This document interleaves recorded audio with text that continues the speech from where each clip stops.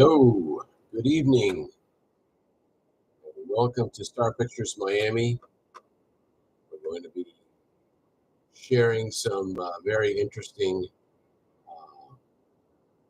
views tonight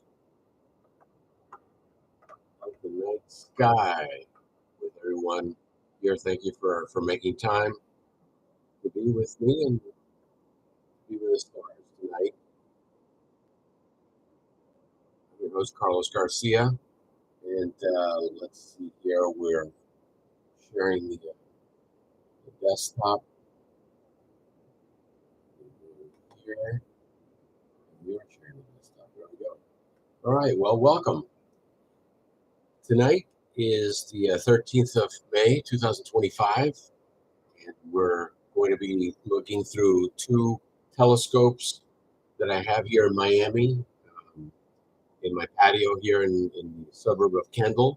We're going to be looking at a couple of star clusters, open star clusters, principally the 45 beehive cluster, and we'll be looking at a couple of other open star clusters, as well as right now I've got, believe it or not, this is Jupiter in the view here. Let's see if you can see that. That bright light is Jupiter. Let me refocus it. See if I can get that to. Scope is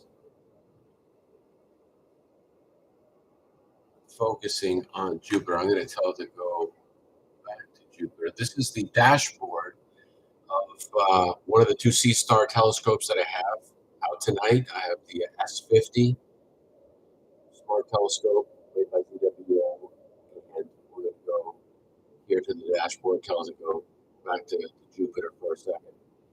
It's not much to look at with the Smart Telescope. The Smart Telescope actually does better, fainter targets, dimmer targets. It's ironic that Jupiter is a very, very bright target, but with all digital cameras, that doesn't work. That little white light in the middle, that is Jupiter. If we were looking at this through a visual telescope, be able to see the bands of Jupiter. But yeah, unfortunately, we won't be able to see that tonight. But I wanted to focus that and show that it is possible to see Jupiter, but it just looks like a bright light. Now, I've got my second telescope here on the iPhone that we're going to be looking at different things. We're going to be pointing this telescope, which is on the dashboard of the iPhone right here. This is my desktop here. I've got this one out on the patio as well. And this one is ready to go. So let's pick a target here. Let's see what we can look at what's visible tonight. Let's have the S30 look at the beehive cluster, which is a beautiful open cluster in the right now it's in about the west, near the west.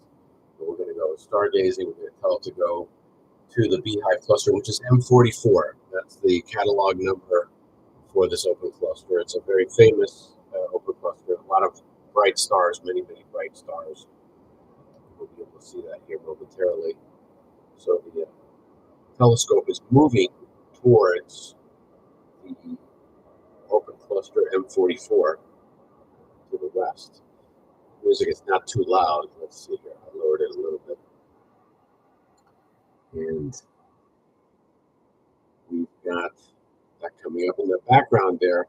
That's a picture I took last week of, actually 2 weeks ago, of the fireworks galaxy. It's a picture I was able to take from my third telescope out in Texas at Starfront Remote Observatories. Pretty happy with it. It's a very dim target, but it's very beautiful. You can see the spiral arms in this galaxy. This is face on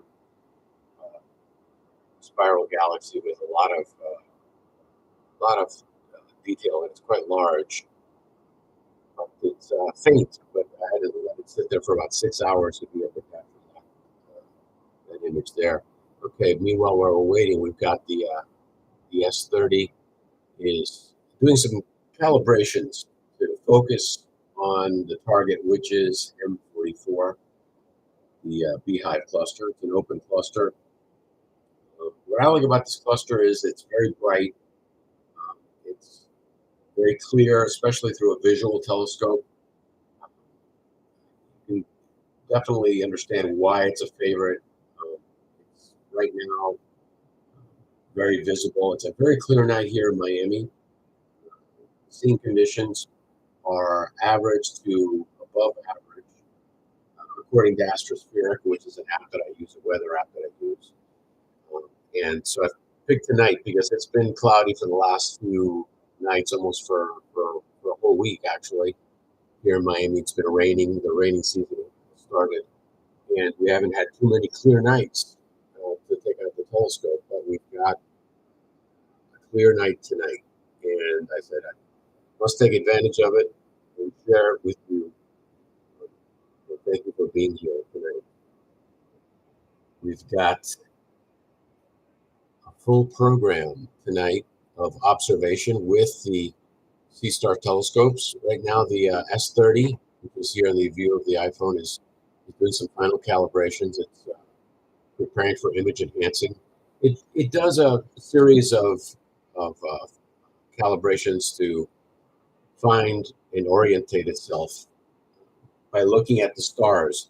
It doesn't have GPS. A lot of people say or think that the telescope has GPS. It doesn't use GPS. It literally will open up the arm, look at the stars in the sky, and then do this process called plate solving, where it will look at the stars and calculate the distances between the brightest stars, and then figure out from those calculations where it's pointing. And then from that point, it's orientated to where everything else is in the night sky. So it's a nice thing. It's kind of like a star GPS, you might say, but it's actually using stars to orientate itself, much like humans used to do for hundreds and thousands of years, navigating the seas with the stars, looking up, and looking at the constellations in the night sky.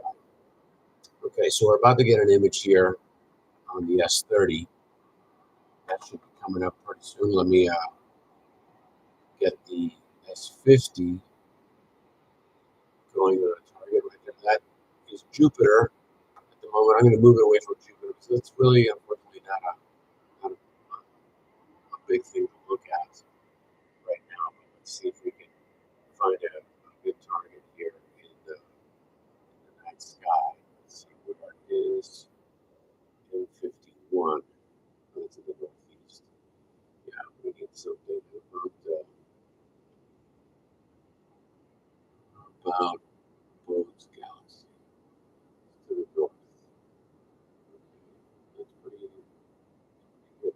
Let's see if we can find it. I'm going to actually have it go to M81 Bode's galaxy.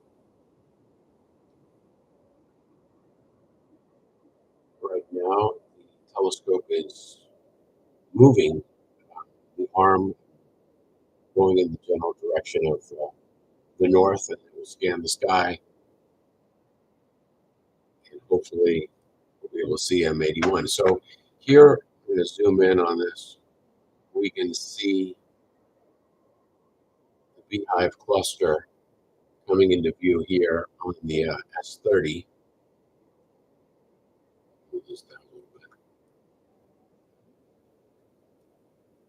Yeah, there we go.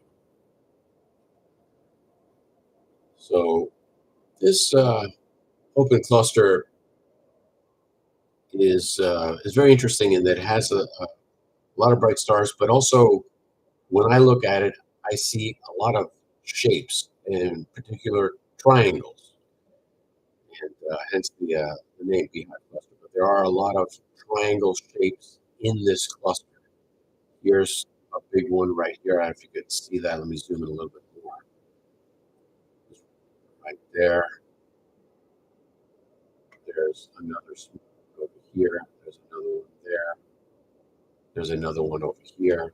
There's many triangles in this, which is very interesting, especially through a visual telescope. When you see it, it's quite uh, breathtaking because it's wide. In a night like this, where it's clear, it's just a beautiful target to look at. The moon is not interrupting us right now because the moon is not going to be coming up for about another 20 minutes or so. And then by the time we see the moon here from my house in Kendall, it'll probably be close to 10 o'clock. So we'll look at the moon. You can hang around till around 10 o'clock. You will definitely see the full moon. It's actually a little bit past full. It's actually in a waning phase right now. I think yesterday was the height of the full moon. Having the full moon in the night sky is, I call it the floodlight in the night sky. It illuminates everything, especially when it is full. And it's hard to see the dimmer targets in the night sky because it's so bright. And luckily, we won't have to deal with that till about 10 o'clock, but we'll be able to look at that in the telescope. Thank you for joining us. We're live here from Miami, and we're looking at a couple of things. M44 and the S30, and then we're going to go to the, let's see, it's autofocusing. It's going to Ghost Galaxy. Let me go take a look at it real quick out in the patio. I'll be right back.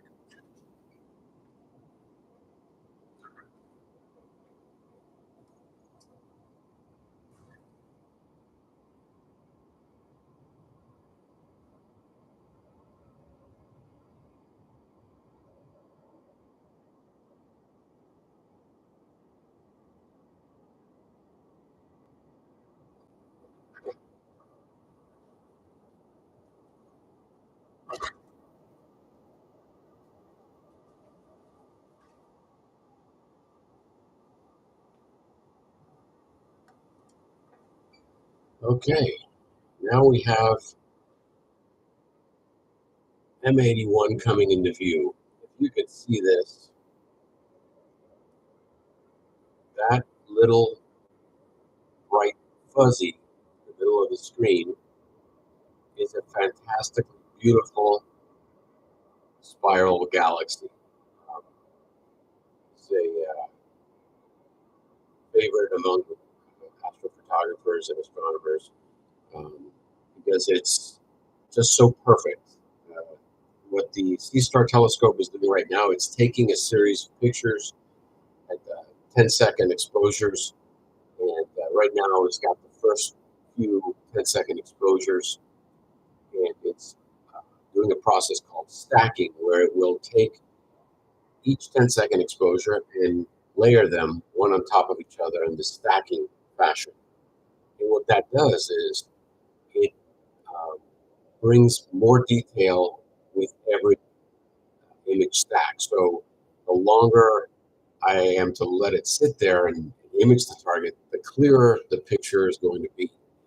And right now it looks like a little fuzzy light there, but give it about 10 or 15 minutes and you will actually start to see the spiral bands around it. And quite spectacular. Down here on the right corner, you can catch the other galaxy, the neighboring galaxy, that the cigar galaxy down on the right. That one's cut out there, but the main one here is in the middle, M81. M82 is the cigar galaxy in the bottom right. But we're going to let it focus there on M81. I'm going to bring up Stellarium, which is an app that I use for looking at the night sky here. We're going to look at M81. We're going to look this up. Bode's Galaxy. We're going to switch this to This is a wonderful app that I use a lot. A lot of astronomers and astrophotographers use this app. Um, it's an online version is available at stellarium-web.org. You can put in any target here. I put in M81, or you could put the name of the target, like Bode's Galaxy, and it will pull up some information. It says Messier 81, also known as NGC 3031, or Bode's Galaxy, is a grand design spiral galaxy about 12 million light years away in the constellation of Ursa Major, which is the Big Dipper. And yeah, 12 million miles. That's quite a distance. But we can zoom in. Now, should we give you a little sneak peek of what it will look like? It'll look like this in about maybe about another 15 minutes or so. The other neighboring galaxy, M82, is over here on the right side. That's the Cigar Galaxy. It's also a very beautiful galaxy. There's a lot of pictures, many pictures online of M82, and the combination of both of these galaxies are very beautiful. On there's two spiral galaxies very close to each other. But right now, this is the view from Stellarium, and then over here is the live view from my telescope, the S50. So as it's imaging and taking the 10-second images, we become fine, a little bit brighter. You can see the stars around it, very clear. And we will be able to look at that. So this has a magnitude of 6.94. With the magnitude, the higher the number, the dimmer the target. The lower the number, the brighter the target. So, for example, Orion, the Orion nebula is around a 4, which is very, very bright. Anything around 4 or less than 4 is extremely bright. So this is almost 7, but still it will come out with quite a bit of detail. So it's M81.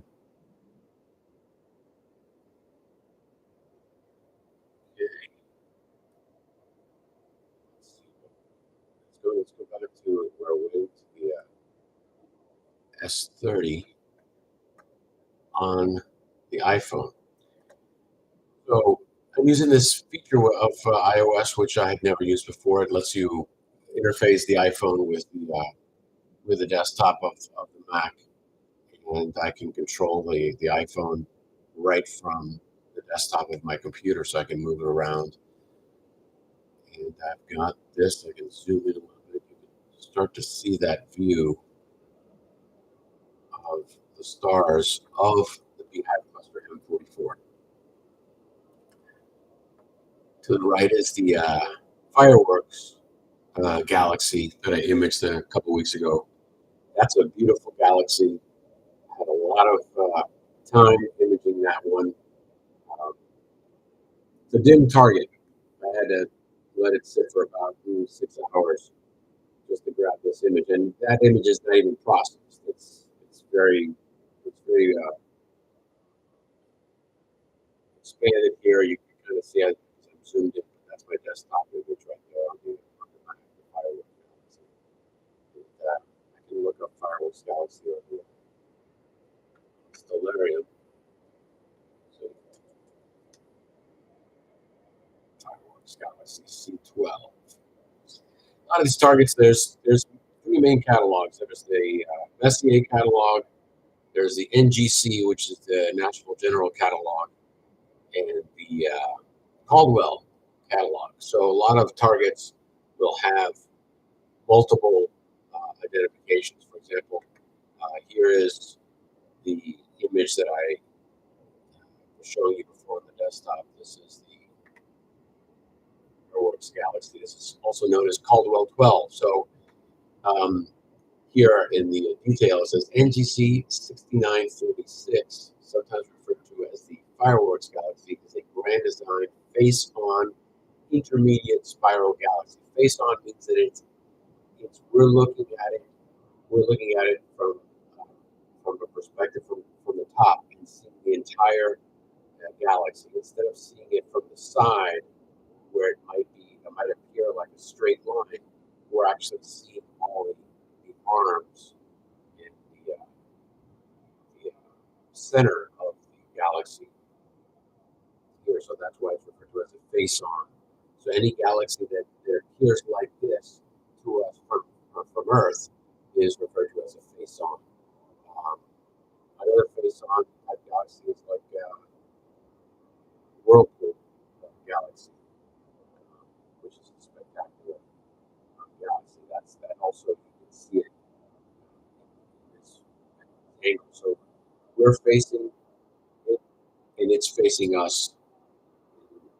We're looking at it, and seeing the whole uh, system there with all the spiral arms, all the stars, the dust lanes, things like that. But continuing on here, see, it has a bright nucleus whose location in the sky straddles the boundaries between the northern constellation of Cepheus and um, Cygnus.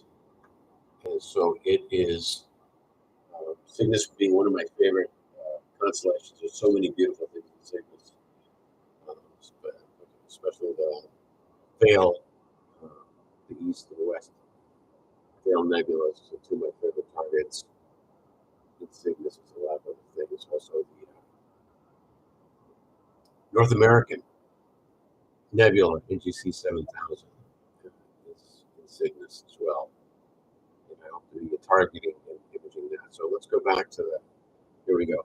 Okay, we're back to the S50, and you can start to see a little bit more definition in the target there. We've got the center, and you can kind of make out a little bit some of the arms that are starting to come into Bode's galaxy M81 here. Let me see if I can zoom in a little bit more.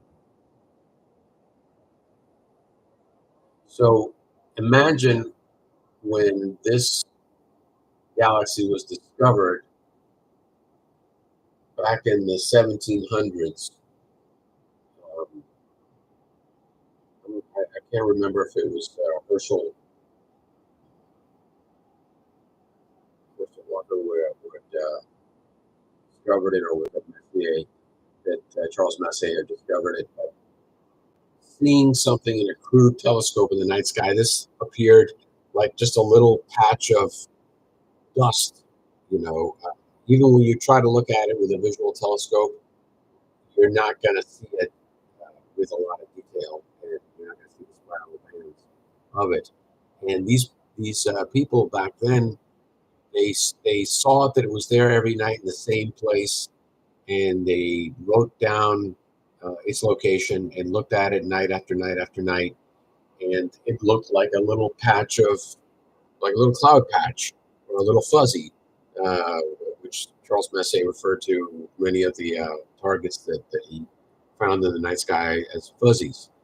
And this would appear like a fuzzy, but with today's modern technology, we're able to have telescopes like the C-Star S30 and many other telescopes focus on the target and stay on that target and image the target and get a lot of definition. So the telescope is actually looking at this target, and it has a motor that's moving the arm to compensate for the rotation of the Earth.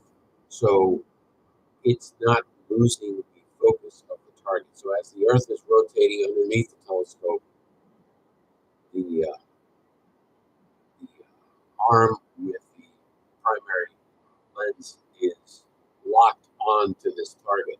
If we didn't have that motor, these stars would appear as lines after about 5 minutes, because there would be what's called star trailing. You would have the movement of the Earth causing the stars to look like lines, because the telescope could lock onto it.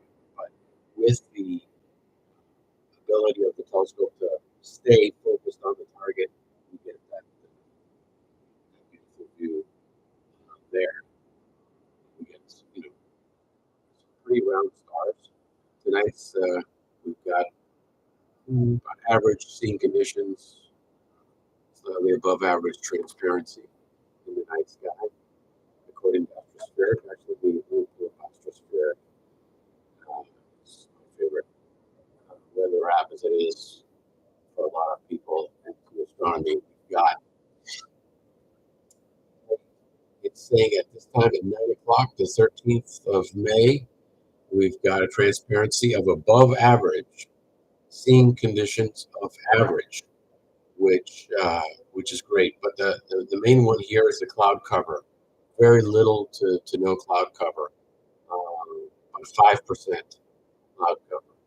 And this app uses, I believe, 4 different models. One of them, the primary model, being the Canadian weather model, to factor in the cloud cover. So, we needed to be clear. That's the bottom line. We're going to do astronomy. We're going to take out the telescopes. We're going to go through all that effort. We want it to be clear. If there's clouds, game over. No, no observation for you tonight, because the clouds cover everything up, and that's what we have to deal with. So, as stratospheric, this is not a live view, but these are one of the models you can see here. Here's Florida, the peninsula of Florida, in this red circle. That's where I'm located, in the Kendall area. And then there are some clouds off in the Caribbean, over Cuba, over the Bahamas.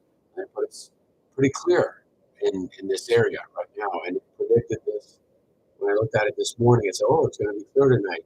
Might as well take advantage of it." Actually, it looks like we're going to have several pretty good nights. Tomorrow night, Wednesday the 14th, also looks like quite a clear night, I got to say.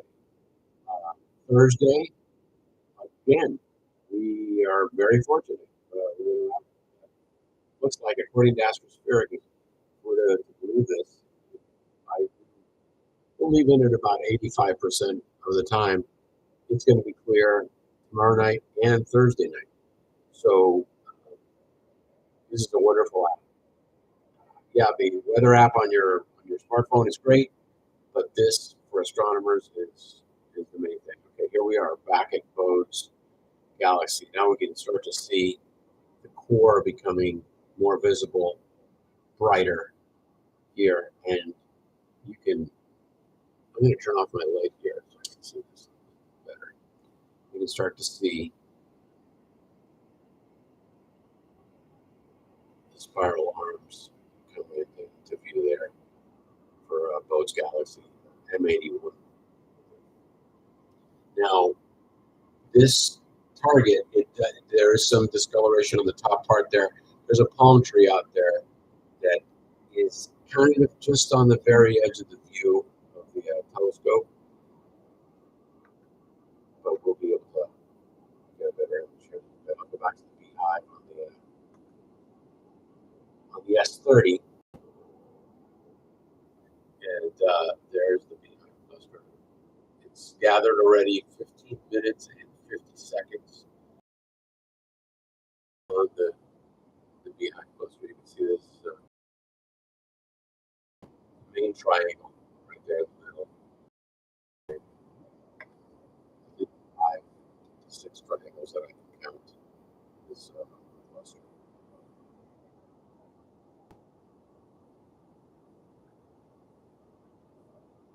So let's see if I actually pull up website. I'm going to go to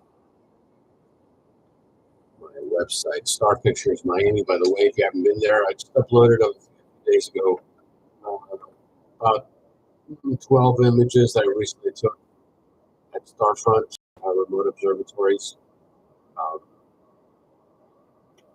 Okay, is this image? That is the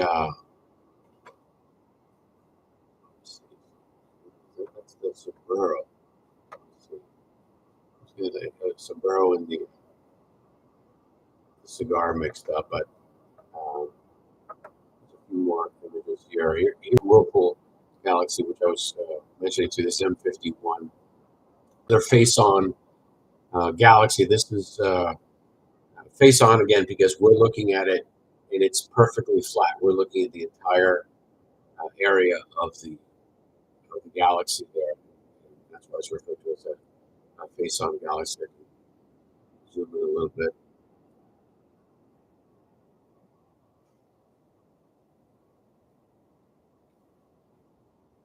This galaxy is actually merging with this other galaxy.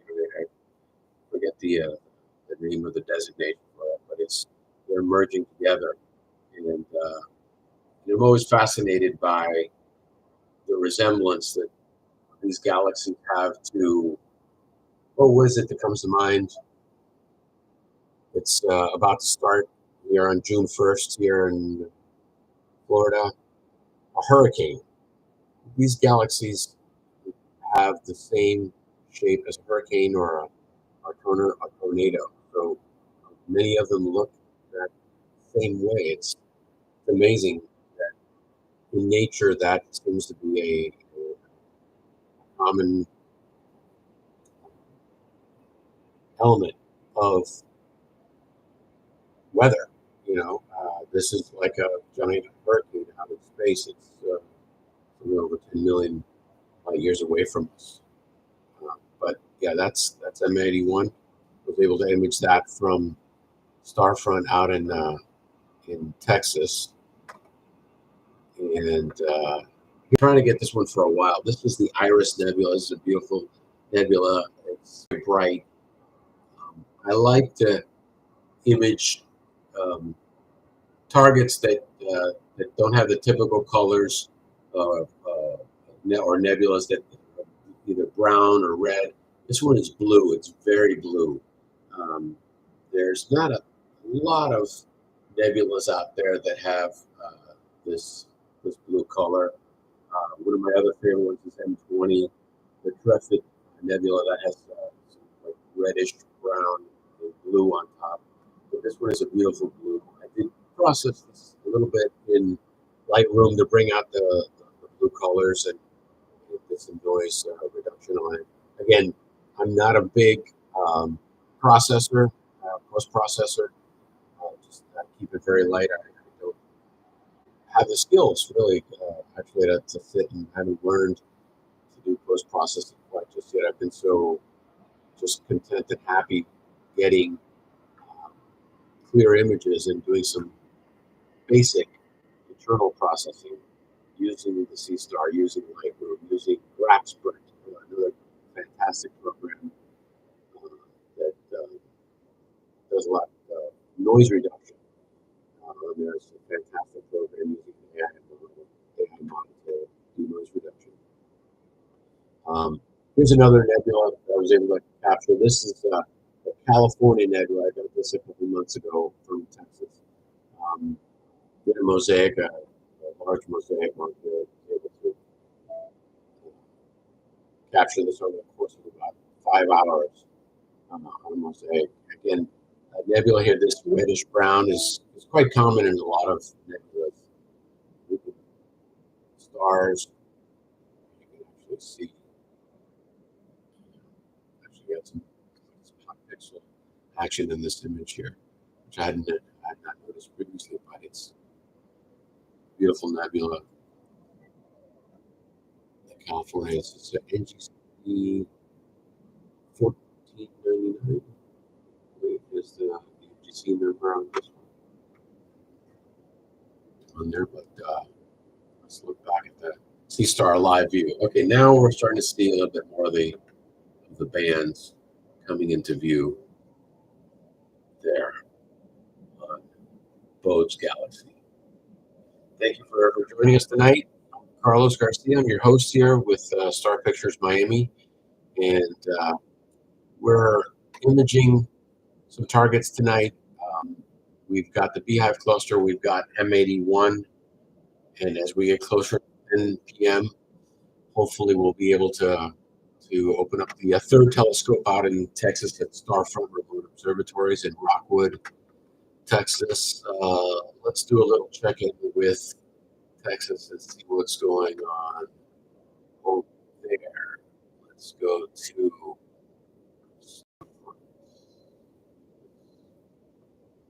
this tab here. Star there. And the sky camera looking straight up the night sky. Oh, the roofs are open. Fantastic. So these are live cameras looking at the different buildings at Starfront Remote Observatories. The roofs have opened, and you can see the telescopes that are inside. That's building 1, building 2 there, 3, 4, there's 5. My building, building 6. I'm towards the front there, so you can't actually see my telescope. But right now, I believe they're up to 8 buildings. There's a few more under construction. Each building houses about 30 to 40 telescopes. And people have sent their telescopes from all over the world. On the Discord, I've talked to people from Japan, that live in Madrid, that live in Vancouver, that live in South Africa, and have actually sent their telescopes to Texas. And they've been mounted there, and they have a beautiful facility with high-speed fiber internet.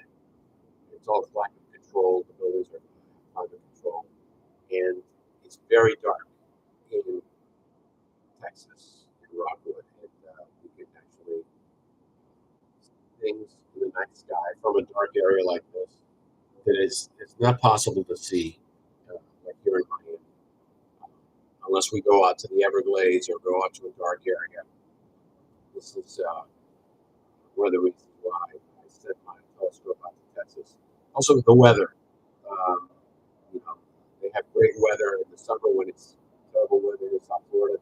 Last year, the weather was fantastic, very clear in the summertime in Texas.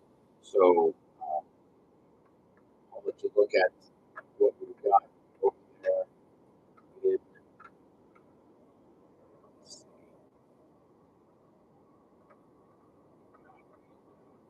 we'll look at that a little bit.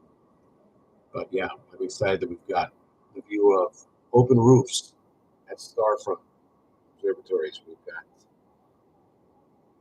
Turn my light back on so you guys can see.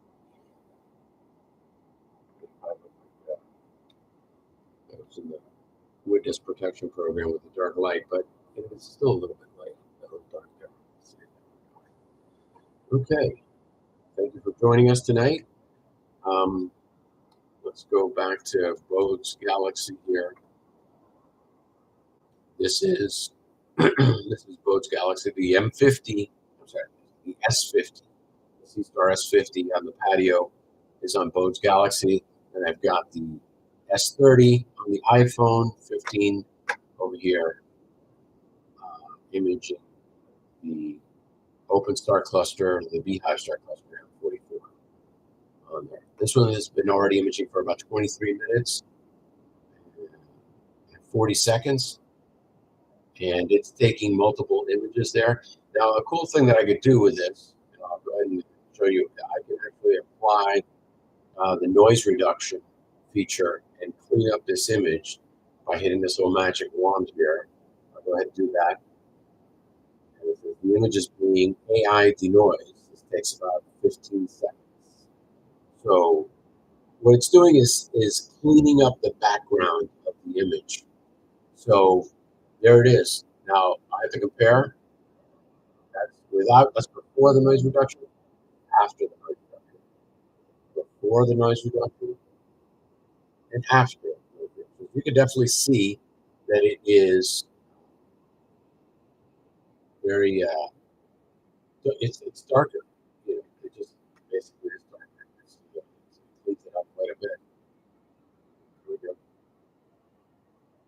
And then I can also apply some editing here. I can adjust the exposure, bring this up.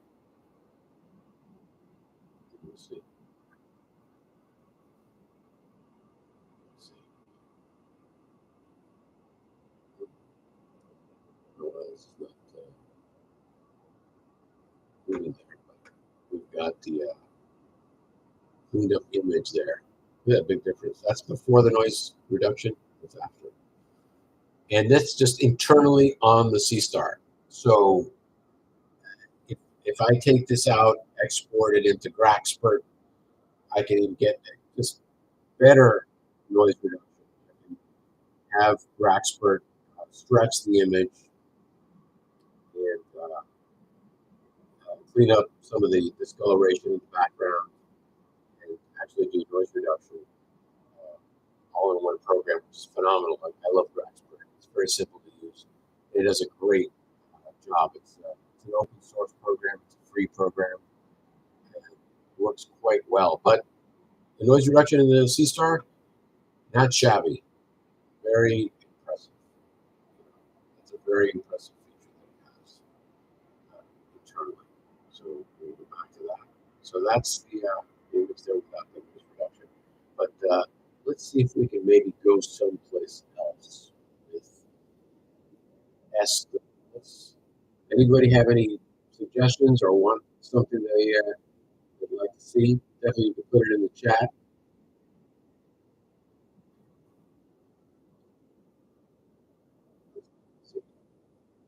All right. Thank you, GG. You're welcome for tuning in today. And it's a pleasure to be here with you. Hello, Claudia. We've got Scott here. Good evening. We've got quite a few people here. We've got some images coming out live from Miami here in Kendall with two telescopes, the S50 and the S30. I'll show you what they look like. People say, what do these things look like? How big are they? Are they heavy? We're going to take a look at it right now. We're going to go to my website. Let's see here. We'll go here. And we're going to go to Star Pictures Miami. And we can see. Here's the S30. I'll zoom in on this. This is the ZWO C-Star S30. Tiny and mighty. I just got this one about a month ago. Fantastic little scope. I'm amazed how small it is and how powerful it is. These things just keep getting better, smaller, and cheaper. It's amazing. This telescope is $400. Was $350 before the tariffs, but they increased it $50 because of the tariffs. I don't know if they'll go back down now that supposedly the tariffs are off again this week. Who knows what tomorrow will bring, but still an amazing deal for $400. I think that people that were into astrophotography just 5 years ago would just give their right arm to have some of the images that this telescope can produce today for under $500. All self-contained. The camera, the mount that moves and tracks. It comes with a little tripod, and it all comes in this little carry pouch. It's just amazing. I tell my wife, you can practically put this in your purse and take it with you. What I'm looking forward to is traveling with it. Coming up, we have a trip booked to Alaska in September. And I'm definitely going to be taking this with me there. But it's the S30, the C-Star S30 Smart Telescope, and it's available from ZWO. ZWO is a, I would say, probably the leader in astrophotography equipment, cameras, accessories, scopes. They even have telescopes, and they know about astrophotography. They came out with this product, actually this one up here, about a year and a half ago, in August of 2 years. This is the one that I had, the S50, and phenomenal product. This one's a little bit more than $550. It has slightly better optics than the S30. It has a longer focal length, 250 millimeter focal length. The aperture, the opening of the lens is slightly bigger than 50 millimeter aperture, whereas the C-Star has a 30 millimeter aperture. One thing that I really like about the S30, which I hope they incorporate in all future telescopes, is the secondary camera. It's a little camera on the top of the primary camera. And that camera allows you to take wide field shots. I use it to take a lot of nature images, things like that. But it makes finding the sun during the day and the moon at night so incredibly easy. The scope does a good job of automatically finding it. It doesn't always find the sun and the moon. Um, but that's not a problem because just on the screen, you can find it just with the on-screen joystick and move it around and find those two targets. So those are the two scopes. These are fantastic scopes. We're enjoying this little guy here, the S30. Just my favorite little toy. So easy to set up in literally less than 2 minutes. Literally 2 minutes. This thing is set up and ready to image. And I use it during the day. I'll just put it out on the patio, get images of the sun. It comes with a little solar filter on there. I'll show you.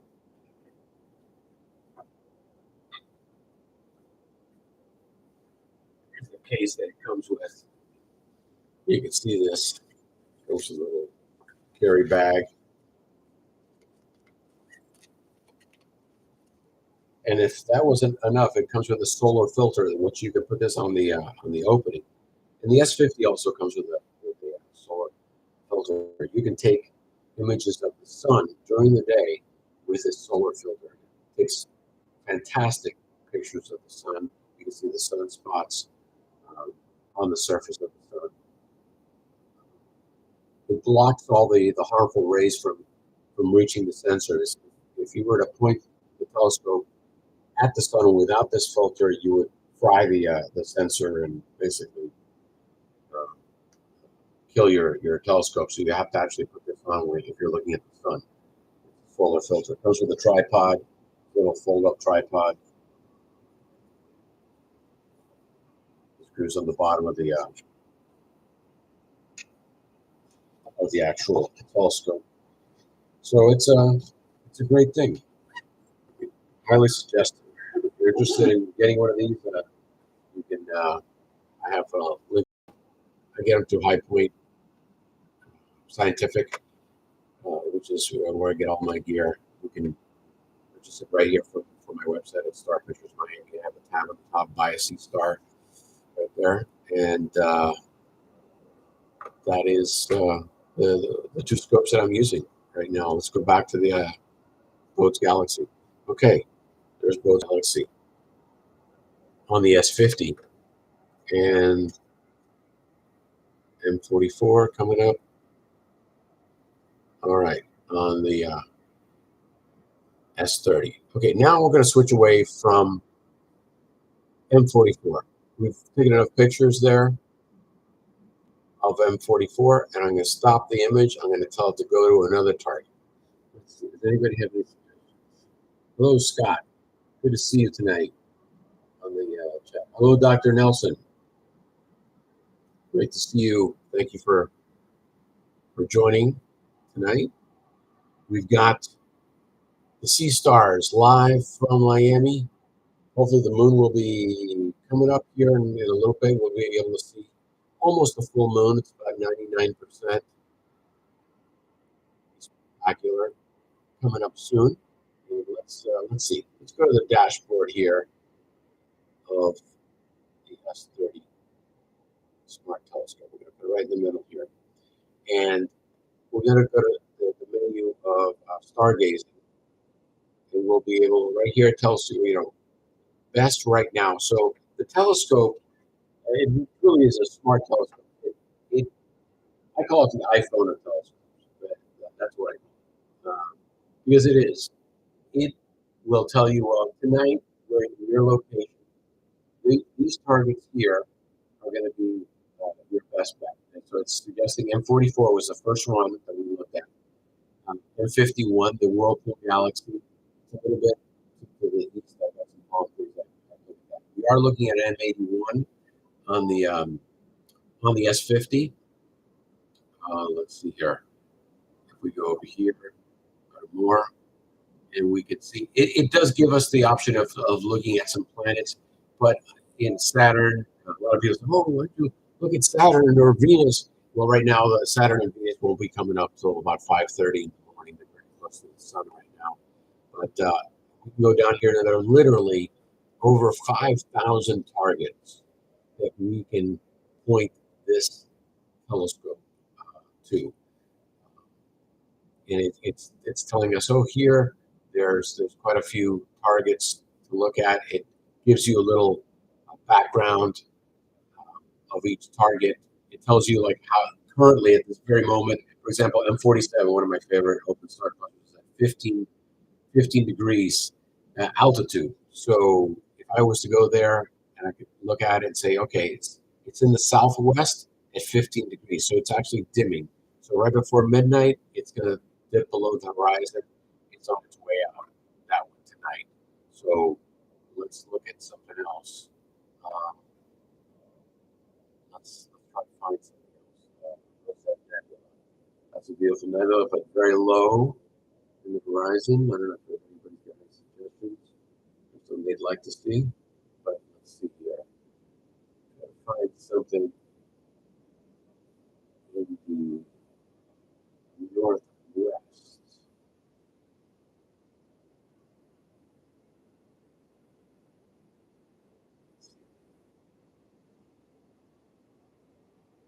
Grab nebula. No, that's way too low. Let's see. We've got actually another open star cluster we can go to. How about M38? Let's see where M38 is. M38. That's a starfish cluster. It's at 9. That's kind of dipping as well, but it's very low. It's about 6. These are all M36, M37, 38. They're very close to almost at 9. Right there. But about 40, a little that's right at the horizon right now. Yeah. Let's see. We should be able to see. Let's go. We can go to a star. We can go to over here. We can look at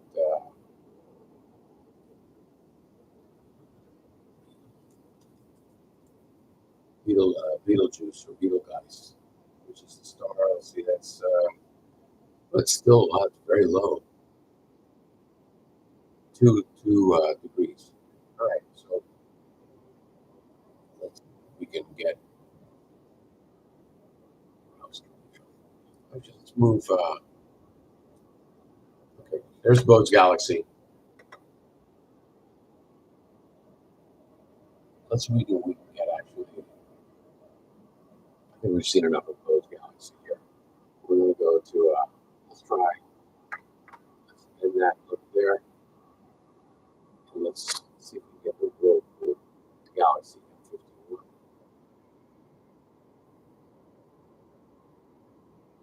Let's see where that one's at today. We'll go over here. We'll go to the Atlas. This is all internally on the sea star. We've got an M51. M54. Whirlpool Galaxy. It's at 62 degrees in the northeast. Yeah, that's going to be tough.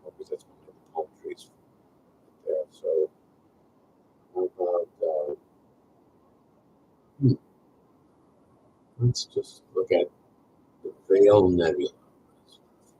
Cygnus Nebula. Okay, that's currently not. Doesn't. Yeah, Cygnus is still not high enough. Okay, it's Golden Eye Cluster in the west. We can go to this one. This is a very beautiful cluster here. We'll locate this. That's M67. I'll go to M67. So right now it's in the constellation of Cancer. That's where Mars is tonight. In Cancer, you can see this little blue circle coming to meet the red circle. That's the telescope moving to this target area right here. And it's going to start to lock on M67. It's above Procyon in the constellation of Cancer, and it's when the two boxes meet like that. It has found the neighborhood. Now it's going to start refining and trying to get down to the street level here with this open cluster. And should be able to grab this one pretty easily because it's pretty bright in the night sky. Thank you for joining us. We've got some people online. If you've got any suggestions for anything you'd like to see image tonight, I know everybody wants to see the moon, and hopefully for another 15, 20 minutes, we'll be able to look at the moon. So here is the first image of M67. It's still looking at it. It's still focusing. It's going to become a little sharper. Right now, those stars are looking a little blurry, but they're going to get sharper in a second. It's calibrating. It's doing some adjustments. It should yield nice clean results here in a little bit. Hey, my name is Carlos Garcia, and you're watching Star Pictures Miami.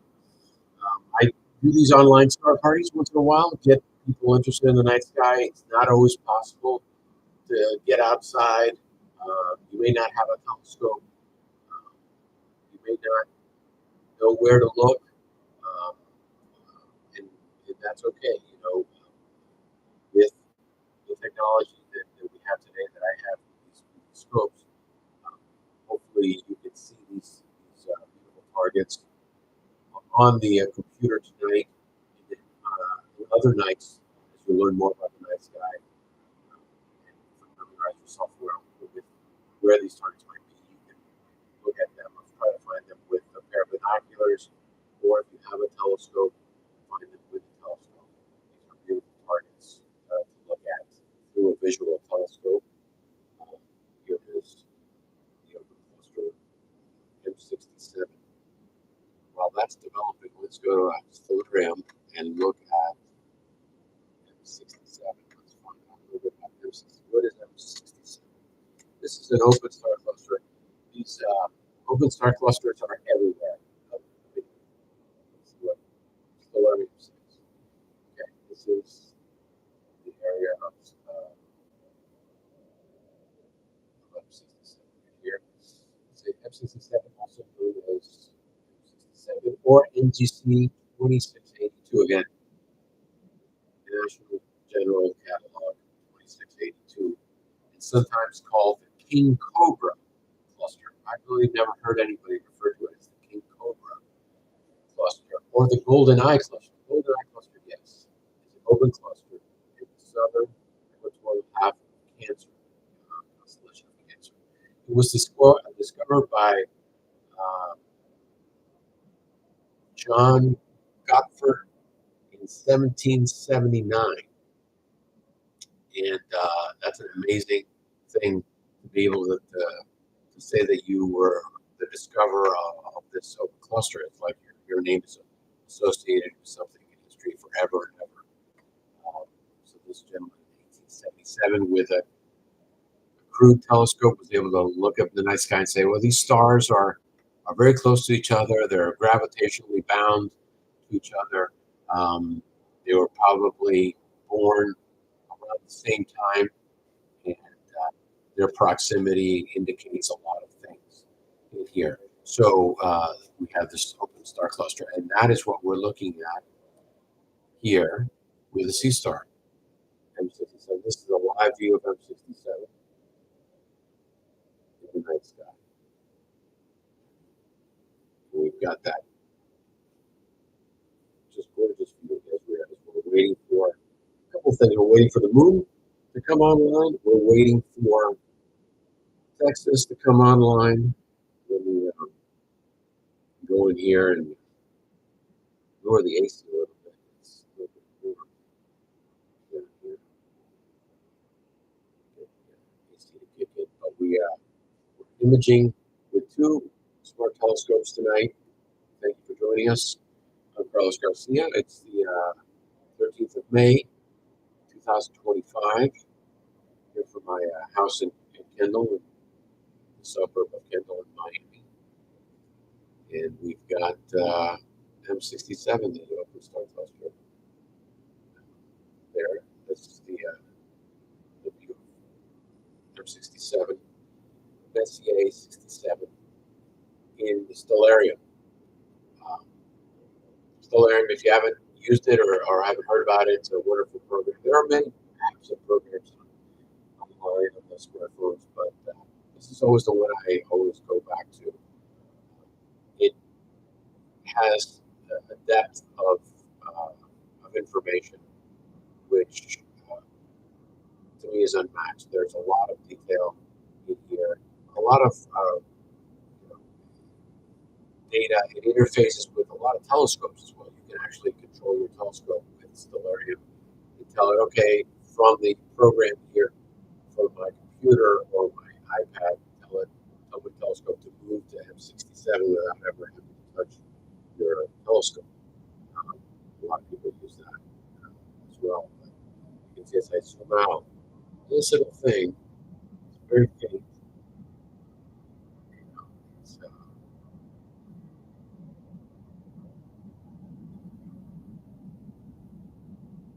these are just patch of stars in the night sky. And each one of these stars, over so trillions and trillions of stars, have all these numbers on them. It's like, wow, each one of these stars is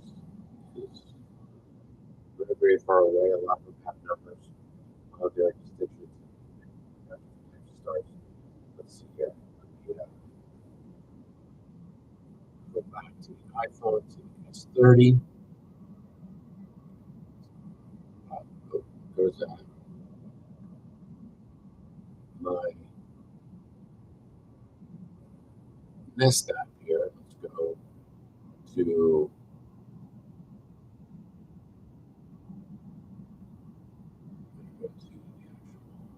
C-Star. Okay. So let's go.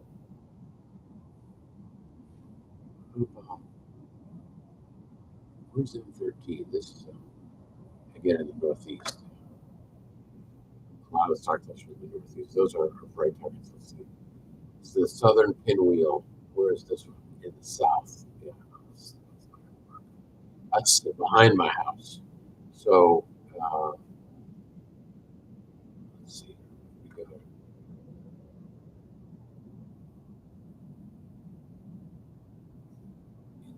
east. I wonder if we can get this one. Let me see where I can go with my iPhone and do this quite a bit. Just use Stellarium again. Stellarium. Go right here, and we're going to pull up M3, which is a globular star cluster. Beautiful globular star cluster. We'll pull it up, and I can actually point this at the night sky, just at the building.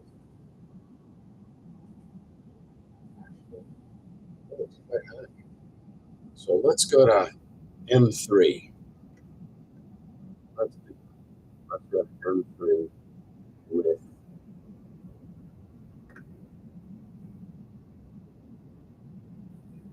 the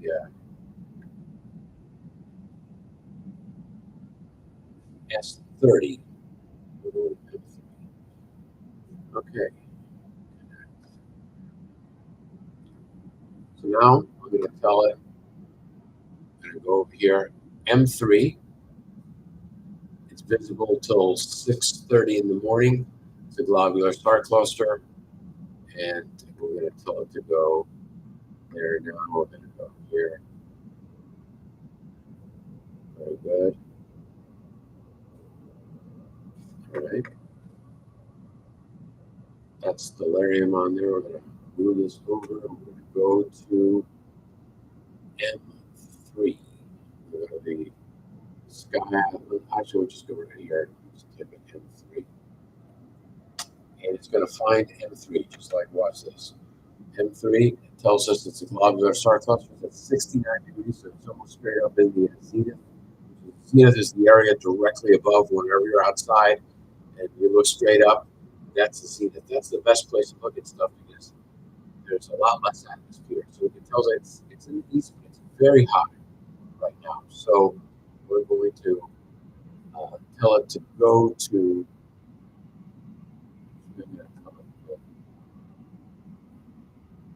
Use the sky atlas. Go the sky atlas. I want you to see the sky atlas. So we'll go here, and then we'll go M3. You'll be able to see it move around the night sky. M3, locate target. There's the, and then we'll go to right now. Zoom in there. That red spot is where M3 is right now, just to the top of Arcturus, which is a very bright star. And the blue box is coming down is actual representing the arm of the scope moving. It's doing it all automatically. It's going to just itself over the red box. And now it's in the general area, so the lens of the sea star is pointing in that general area of the M3 open star cluster. I mean, a globular star cluster. This is the other night. It's yeah, actually, you can see this with a visual telescope. It's a fantastic target to look at. The visual is quite large and quite bright. Okay, so in a second we'll be able to zoom out there. As we're waiting for that. Oh, look at that first image, and we already can see with the first 10-second exposure. That's how bright this thing is. M3. Love the globular star clusters, especially around full moon nights because they're very bright and beautiful targets. Like the name infers, it's a cluster of stars. This is what's referred to as a globular cluster. What does that mean? It means that there are many thousands of stars packed tightly together in this target here. This one, I believe, has 5,000 stars, maybe a little bit more. I'll look up exactly how many stars are estimated in this globular cluster. But this cluster has a core, and you can see it's pretty bright. It's coming into view now. I'm going to 1 minute on this. You can already start to see the definition of it. We let it sit there. Start to see how cool this looks on there. I'll show you a picture I took actually a few days ago with the telescope out in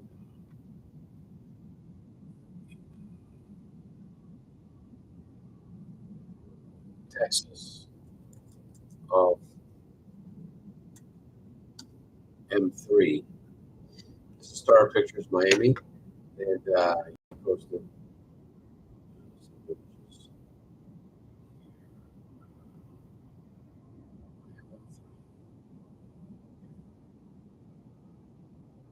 No, I've got another Star Pictures, but example, it looks like it's kind of similar to this one M10. This one, the stars on M10 is a little, but there's over 110 open globular star clusters that are Milky Way. Um, this is another globular star cluster. This is M10. The stars in this one are a little bit more separated. I'll zoom in a little bit so you can see that. You can see these things.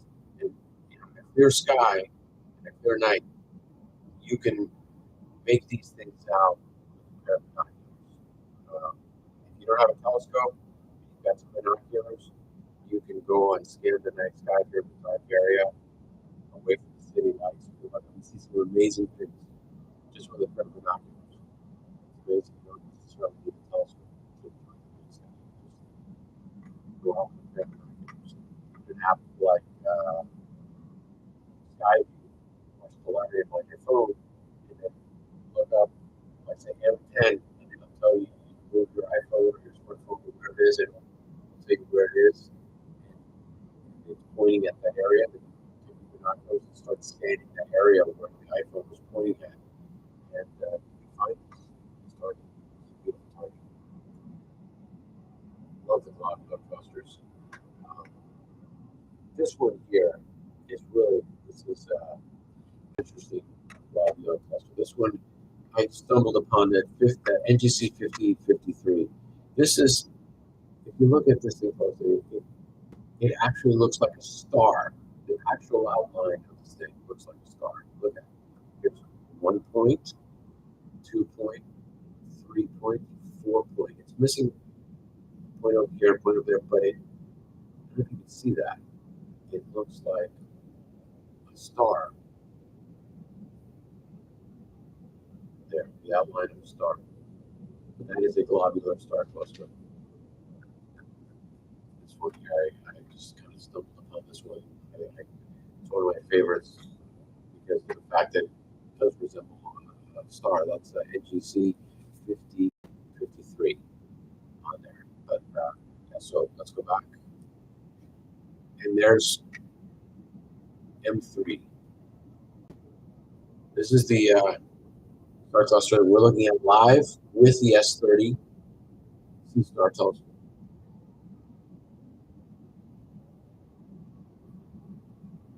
All right. Well, welcome, Andrew.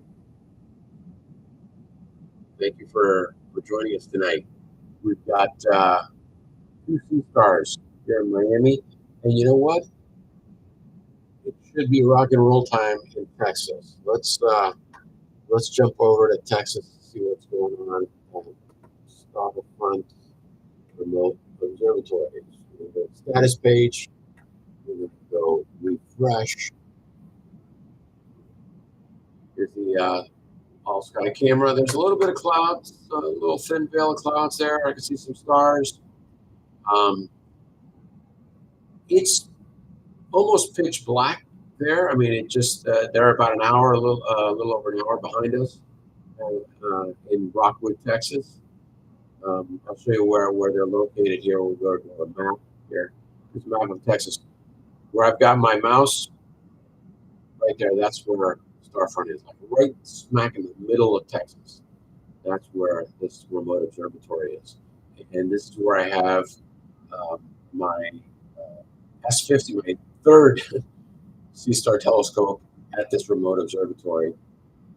And let's see if we can fire this puppy up. Let's see what we got over there.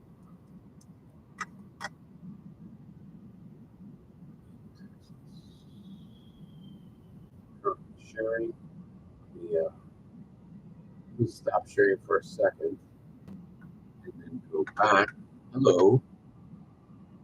To here. There. Okay. We're going to go sharing the YouTube. I'm sure we're going to share that. Move the entire screen. Okay.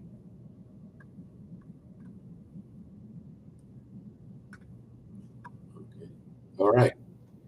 Here's the dashboard of the Sea Star in Texas.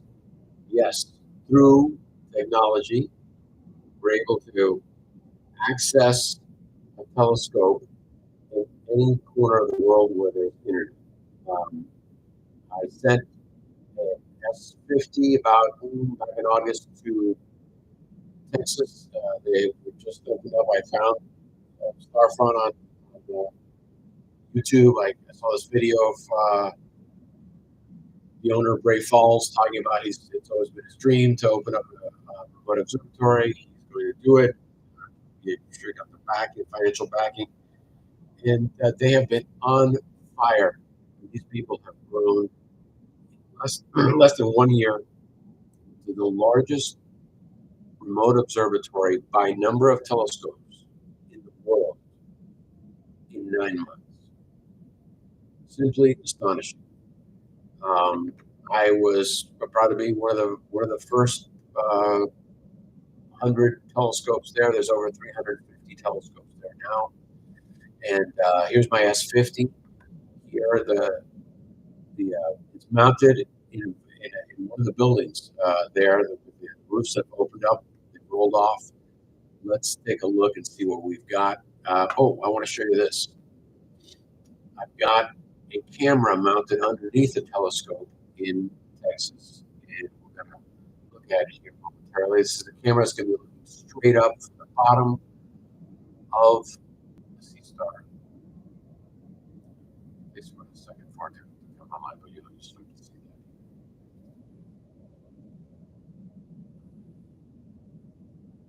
that. Yeah. Exposure.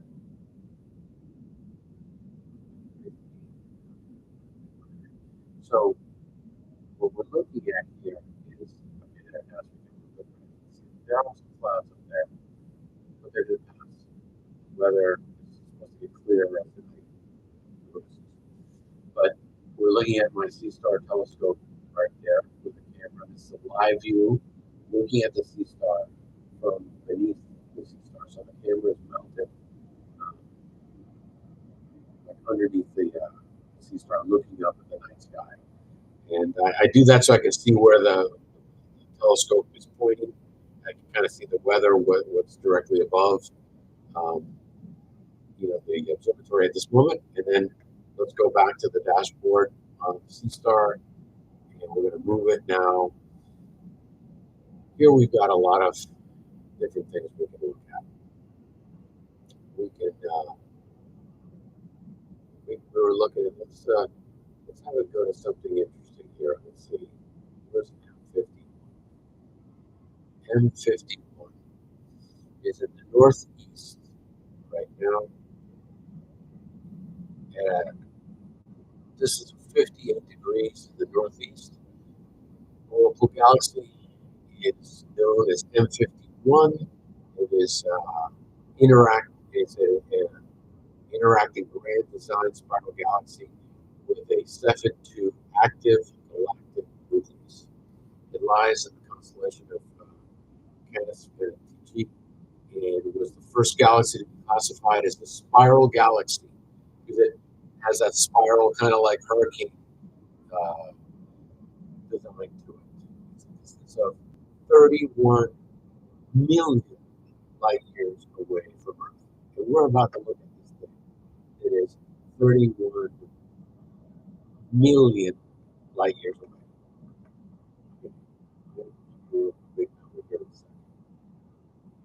One light year is 9.6 trillion miles. 1,000 light years. 0.6 trillion miles. This thing is what? Over 30 million light years away. It is a number which I can't even wrap my head around as far as the distance. That's why we can't get to any of these places. We want to go to Mars. Elon Musk wants to go to Mars. Sounds like a great idea. It would take us to get to Mars, which is literally like the house next door to your house. as far as distance goes compared to this target, it would be like, you walking all the way up into Canada or something like that to get to M51 to the local galaxy. Mars is quite close. Yet, in order to get to Mars, we would have to wait for uh, for Mars to be relatively close to the Earth in its orbit around the sun, so that we can cut the distance and the amount of fuel it would take to get there. Then there's all the other problems with Mars, the temperature variances. There's no magnetic poles on Mars that protect um, the inhabitants from radiation, the ozone, like we have here on Earth. Um, it is similar in size to Earth and everything like that, but that's where the similarities pretty much stop. Um, and things are so far away from each other. So M51, astronomical distance away from. Look at that first image. I don't know if you can see that. But we've already got the two little cores of the two uh, galaxies right there in that view. Zoom in a little bit. With just one, not even a 10-second exposure. It's the first, it's still moving around. The telescope is moving, it's making some adjustments. It's looking at the night sky and saying, okay, I kind of know where I'm at, but let me look at these stars, orientate myself, make sure that I'm in the right neighborhood here. And we're about to see something that's 31 million light years away from us. This is kind of mind blowing to think that we can see this with the technology that we have today, the information that we have today,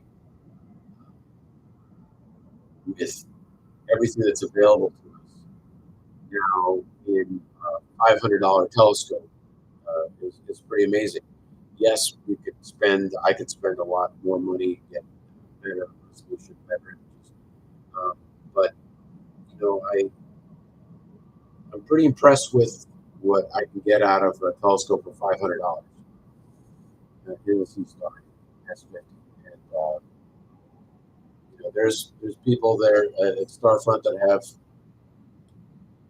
$100,000 telescope rigs. I mean, there's some amazing, amazing telescopes there. And I was the first one there to show up with a $500 telescope. People thought it was a joke. Like, what? This guy thinks he's going to put a $500 telescope next to my $25,000 plate wave telescope. And at first, a lot of people didn't believe it. A lot of people said, that's crazy. It's never going to work. That thing's a toy. Well, here we are 9 months later. We are now close to 20 sea stars at Starfront right now, which is amazing. And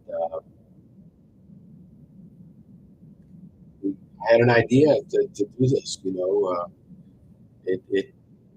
a little crazy. People told me that it couldn't be done.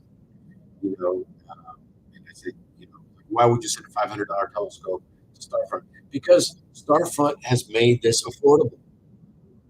Before, it cost $800 a month to have a telescope at a remote observatory. $800 a month. Starfront has it for $99 a month. For $100 a month, you can have a small telescope like a sea star. If you have a bigger telescope, you're going to pay a little bit more. But for an entry level um, uh, telescope like the sea star, $99. I met with these guys at the Winter Star Party. They came down, Josh and Nate came down to the Winter Star Party on the Keys. And they were telling me that, like, Carlos, what you've shown us with the sea star, because I was the first one with a sea star at Starfront. Like, we're all about this idea. We think that we can have 100 sea stars at Starfront. I said, absolutely, you can. And they came with this idea like we're going to put a mount.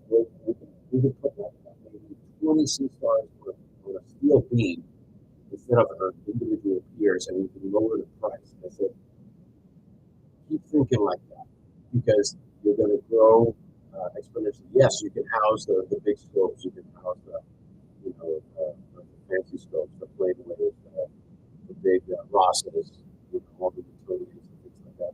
Beautiful equipment. I hope someday have something like that.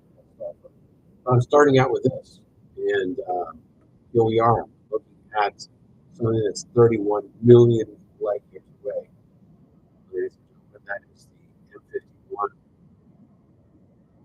Whirlpool galaxy. I'm going to zoom in a little bit. You can see the outline of it right now. Zoom in. And there we have it. Now it's going to get better. This is just only barely 3 minutes, 10 seconds at a time of image on this galaxy. This is an impressive galaxy. Fun fact about the Whirlpool galaxy. Does anybody own a Whirlpool washing machine or dryer or dishwasher? Well, the company was named after this galaxy. Somebody at the company must have been into astronomy and said, we're going to name the company Whirlpool. Okay, all right. So it's named after this galaxy. There are many, many things, many companies that are named after deep space objects. Subaru, the Japanese car company, in Japanese, Subaru means Pleiades, star cluster, seven sisters. So when you see a Subaru car, look at the logo, and you see like stars on there. That is the Pleiades star cluster, seven sisters. Even though on the logo it shows six stars, it's actually seven main stars. Because one of the stars is actually very close to each other, so it looked like one star, so they thought it was six. But as we got better telescopes, it's seven main stars. So there you go. Sirius XM radio, after the Canis Major, the Sirius, the dog, the hunting dog of Orion the Hunter, is Sirius XM radio. So there you go. There's only three. There's a bunch more. But here we are, live looking at something that's 31 billion light years. One here at the bottom is the bottom left is merging in with the main galaxy here. Our Milky Way is similar. It's a spiral type of a galaxy. So they just say that it resembles many spiral galaxies that are throughout the universe that we're very familiar with. Here, you can clearly see the arms, the bands coming into view.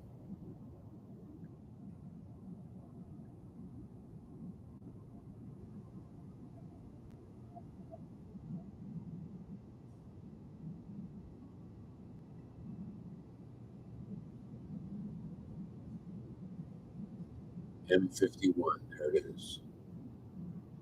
You can start to make out some of the stars around the bands and the dust lanes there. And it looks a little fuzzy now, but I'll let it sit there for a while and it'll end up looking, let's see, I'll show you the website here.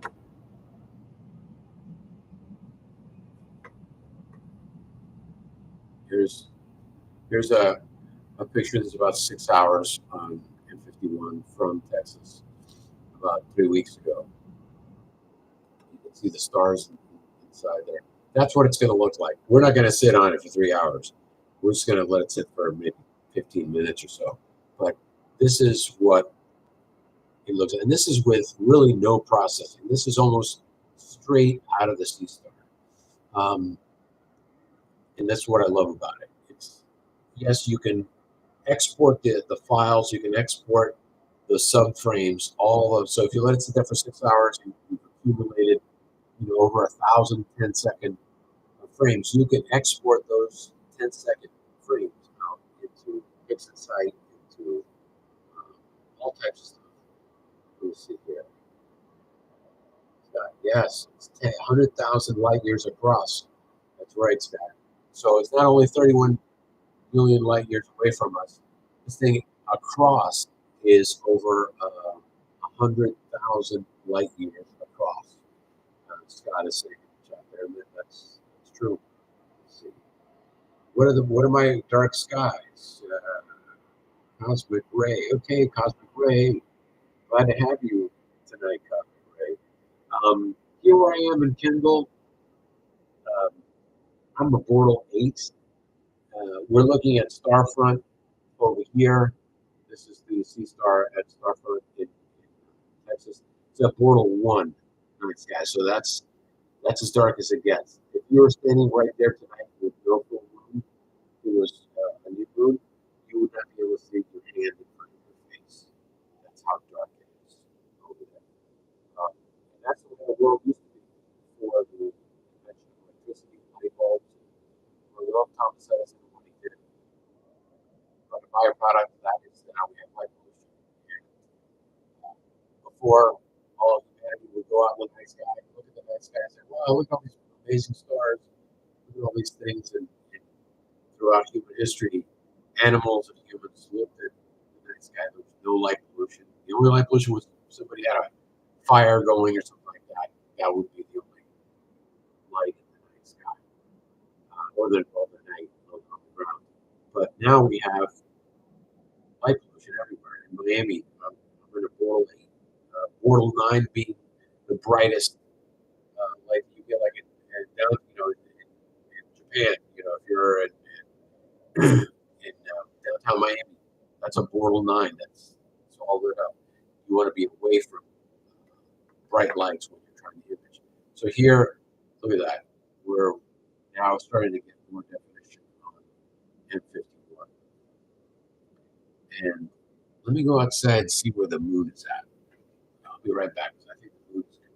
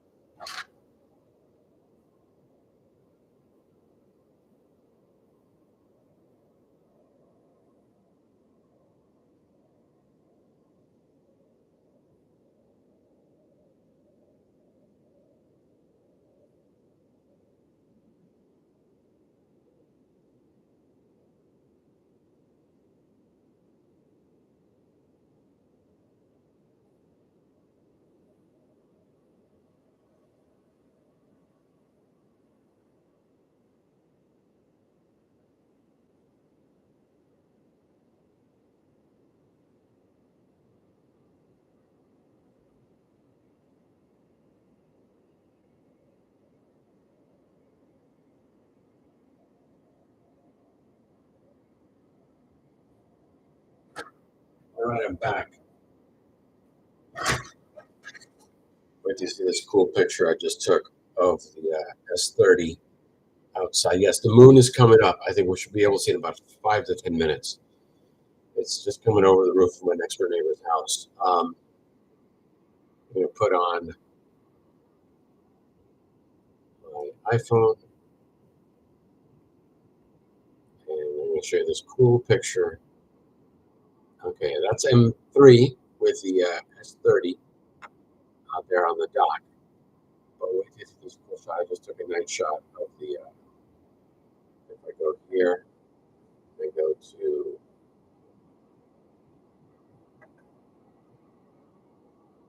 Is the 30 I've got it on the tripod of my Celestron telescope. See,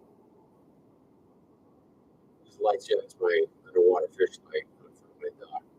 But this is the arm of the Sea Star S30 pointing almost straight up into the zenith at M3, the globular star cluster. And these are some red lights I've got on the dock there. So don't misstep, or anybody doesn't misstep on the dock. But that's the view there of the S30 here from Miami. I just snapped that with the iPhone. So we go, we'll go back to the Sea Star on M3. Beautiful globular star cluster. Scientists say that these globular star clusters are some of the oldest um, things in space, formed shortly after the Big Bang. Uh, they're, these things are over 10 billion years old by a lot of estimates. And I've heard some scientists refer to these these globular star clusters as failed galaxies. One theory is that these were galaxies that were not able to get their act together, and remnants of it, all these stars that are gravitationally bound to each other in this ball of clusters, a ball of stars. So these are, it looks like one giant star, but there are actually thousands of stars very, very closely packed together in M3. There's many other globular star clusters. The beauty of the night sky. There's so many things to look at in the night sky. Here, I'll move my iPhone out of the way. This is the fireworks galaxy. I was able to image this a couple of weeks ago from Texas. It's a very dim target. And again, that's really super focused. That's my desktop for this week. Yeah, on the desktop here in Miami. We've got that going on, and then we've got, see what's going on in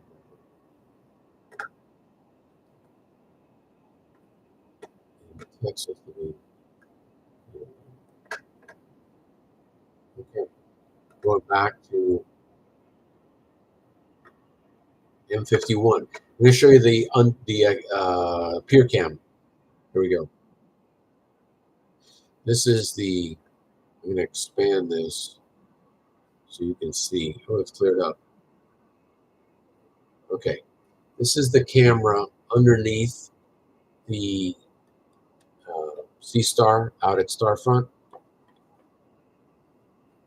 So you can see the stars, and you can see this black thing over here on the left side. That is actually my telescope right now. It's pointing up. Now, when the moon comes up, this is going to get a lot brighter here. This, you'll actually be able to see the logo on the Sea Star telescope. Right now, you can't see it because this is out in Texas. The moon hasn't really shown up yet. It will in about 20 minutes. You'll start seeing the light. And you'll start seeing this big floodlight that looks like this like flashlight coming across from the bottom right there. That's where the moon will appear, and this will become clear. But I have the spear cam looking at the Sea Star from underneath right now. We've got that image there. Let me see if I can show you. A lot of people are like, "What is this look like? What are you talking about?" Okay, let me see if I can pull up a picture. Again, starpicturesmiami.com. It's my website. If you can, if you'd like to be informed about things, join my mailing list. It says blue button on Star Pictures Miami. You go there.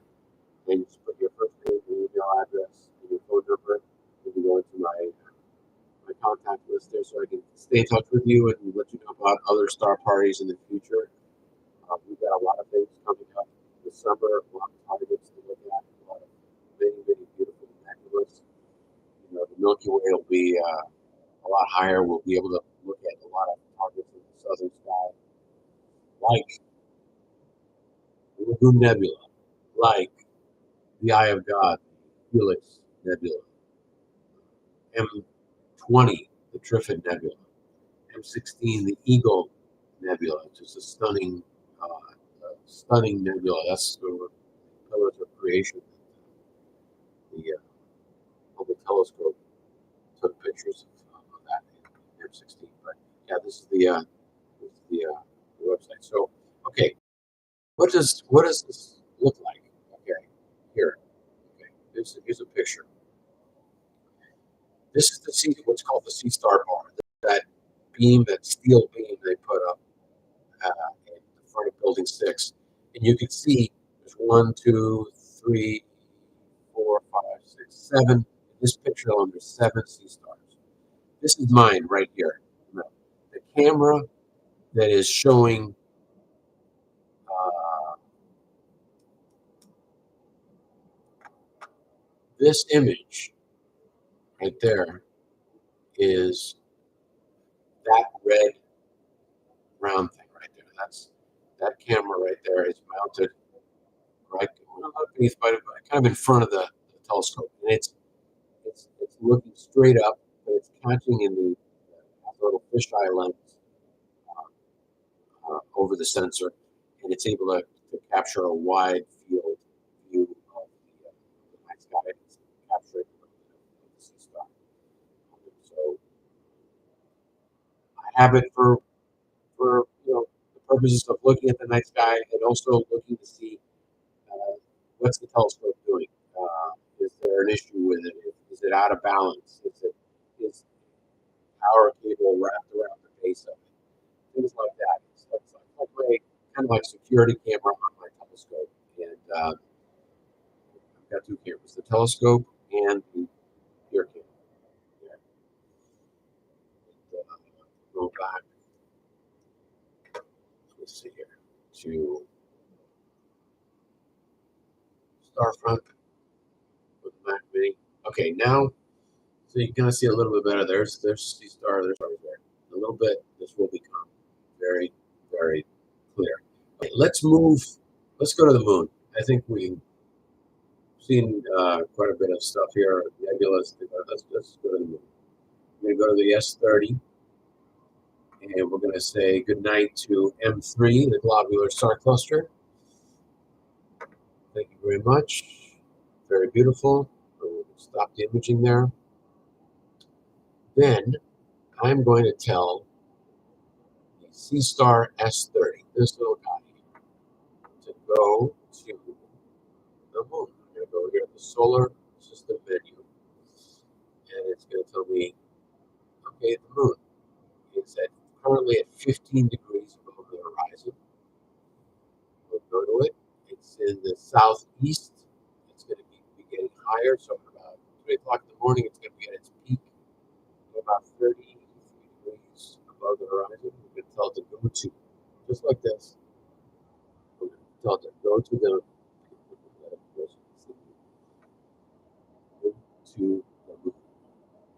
Hit the red button, and away we go. Now the sea star is turning, and it's trying to locate the moon. Let's see if it finds it. I think, oh my God, there it is. There it is. Look at that. Is the moon in the center? Yes. If the moon is visible on the screen, please tap yes. And voila. There is the moon tonight from Miami.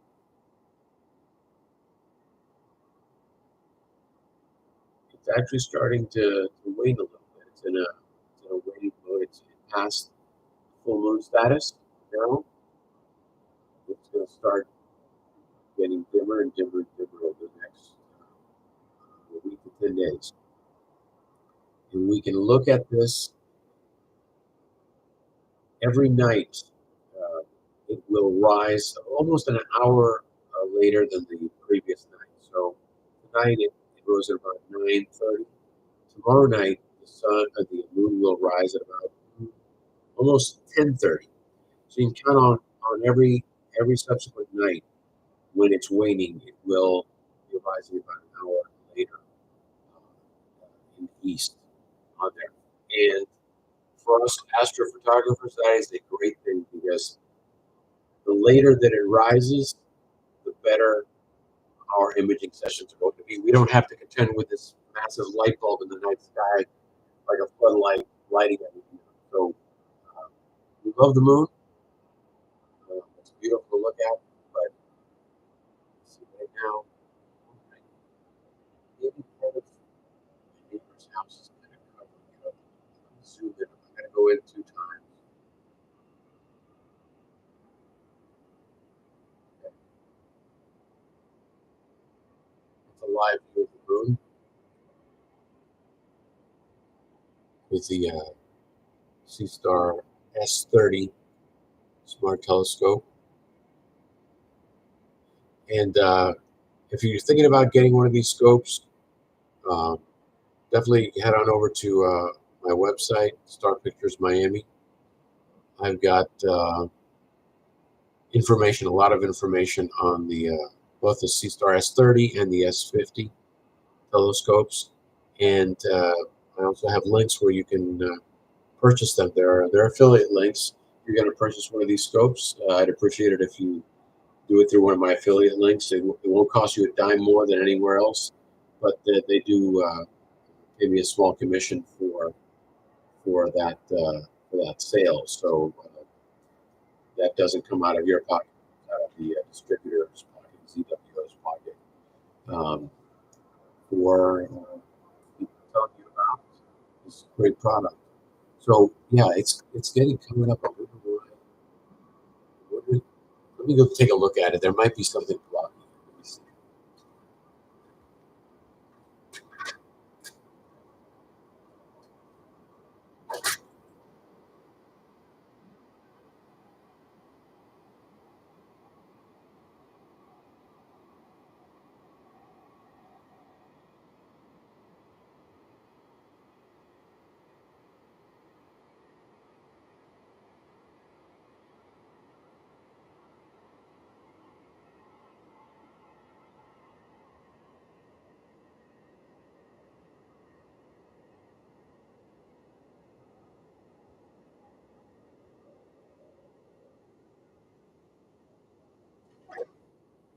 Okay, yes, it's being blocked. All right, so we're not experiencing that. It's not an eclipse or anything of the moon going on. That's just my next door neighbor's direct TV dish starting to cover it up there. Or no, that's yeah, or that palm tree. See, that's a cool thing. Look at this. There's the secondary camera of the S30. So this is a wide field camera. You could see that's actually a palm tree, one of my palm trees. The moon has dipped behind this palm tree. That's why it appears like that. Here is the palm tree, and here's the secondary camera, the wide field camera on the S30. That's what I love about. I think it's so incredible to have a secondary camera. It can also be used as a guide scope for any future updates of the C-Star. So there, what I'm going to do is actually if we wait a little bit. Actually, that's going to be. I'm going to move the. I'm going to move the S30 and get it away. Okay, we've seen enough of M67 here. Let's we'll go M67. We're going to say good night to M67. All right, good night. Cancel. And then we're going to close the arm. I am going to physically move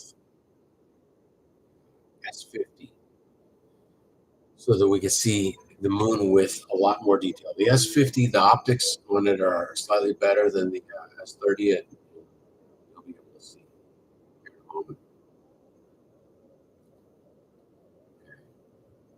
move for it to close. I'm going to go move it. Be right back.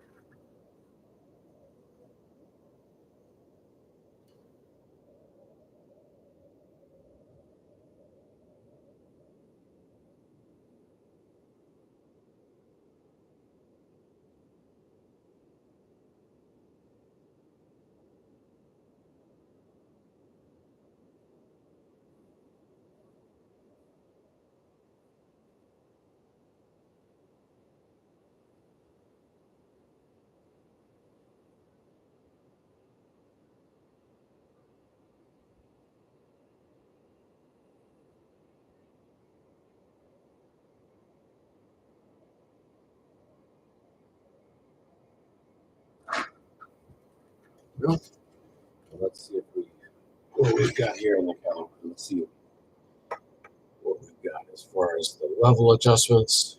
We got here advanced. We got to calibrate, adjust the level. Okay, that close enough. So we're going to go to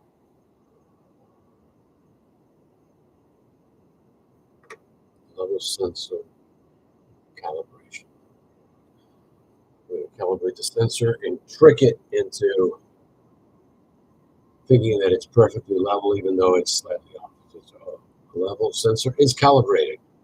Very good. Another great feature of Sea Star. Yeah. If it's not perfectly level, well, we can trick it, make it think that it's level. Okay. So now I'm going to tell it to go to. Tell it to go to the moon. It's in the southeast. We're going to go to. Let's see.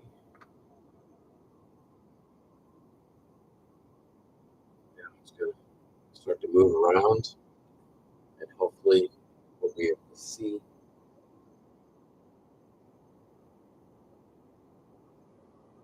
the moon.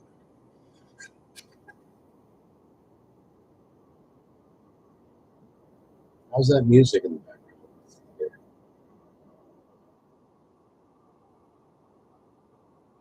Hey, the random Merlin, how are you, man? Good to see you here tonight. I've watched you on your channel. I really enjoy your presentations there with your sisters. You're a fellow Starfront brother, and good to have you, man. You're at Starfront. Um, you bring a lot of insight there with the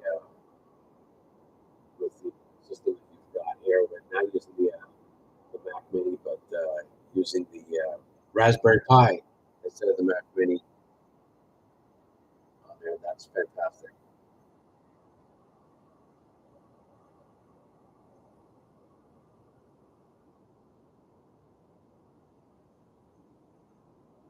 Audio is terrible. Like SSB, really? It's not, maybe you can hear it a little bit better. Is that any better? Let's see.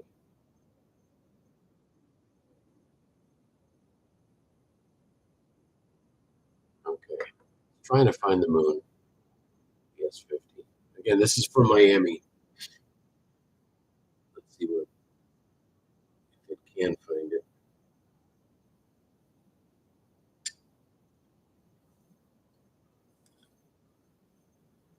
Thirsty tonight. Let's see. Drinking water.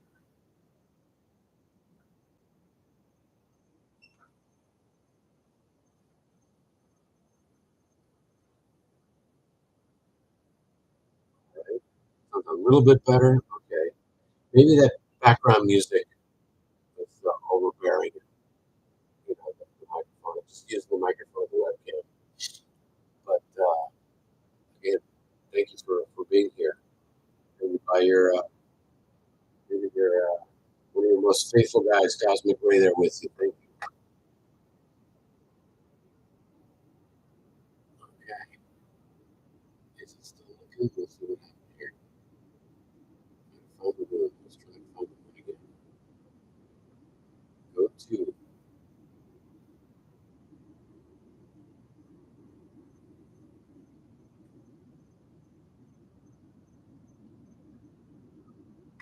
the S30. Maybe it ducked away from the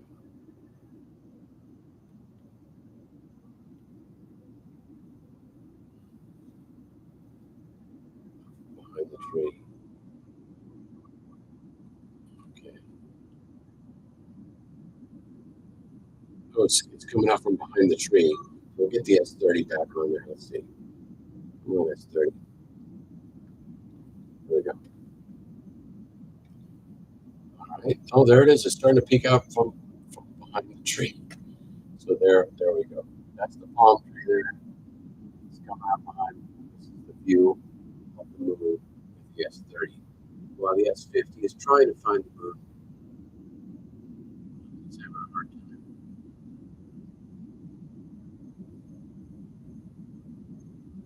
But you can kind of see that where the palm fronds are like moving around there.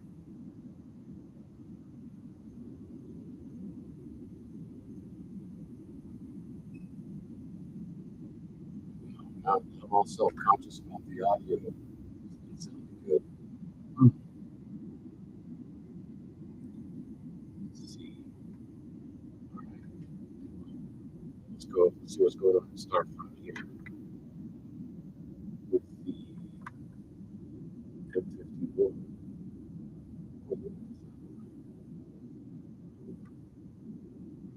There's M51 coming along nicely from Texas. And thank you for joining me on Starfishers Miami. And I'm glad that people are enjoying this view tonight. I've actually got 3 sea stars up and running at the moment. Texas, this is M51, the Whirlpool Galaxy in Texas. And then we've got the S30 in Miami on the moon. I'm trying to zoom. Couldn't find the moon. That is 50, couldn't find the moon. Let's see.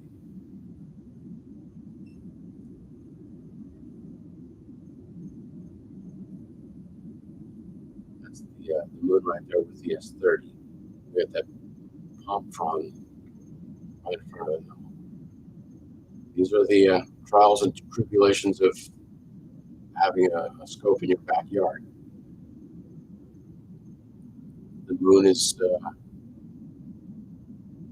moving between the houses, and there's there put the secondary camera. There it is. You can see that. There's the moon. There's the palm tree there, and that's one of the palm fronds just lightly brushing it there. But yeah, we'll probably get it about 20 minutes before it goes way behind that palm frond there. But yeah, that's the moon with the S30. So we get it with the S50. Did I try to find it manually with the S?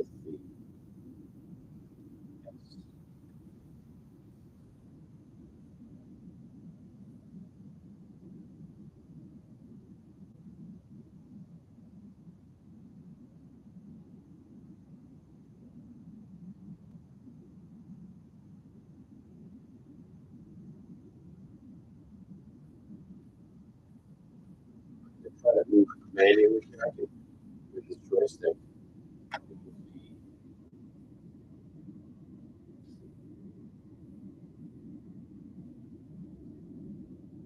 Lens of the S50. Wonder what moon or what star is close to the moon tonight. If you find a star that's close to the moon, we can maybe get the ballpark and see if that's what star.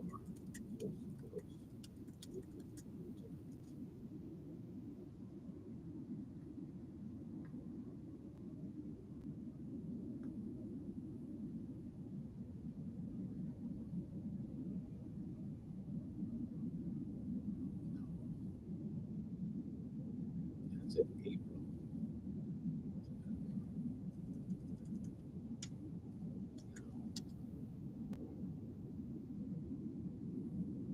It will be near Antares, a star in the constellation Scorpius. Okay, Antares. Let's see how far Antares is from the moon. So we go here, we'll look for Antares. We go down here, look for Antares.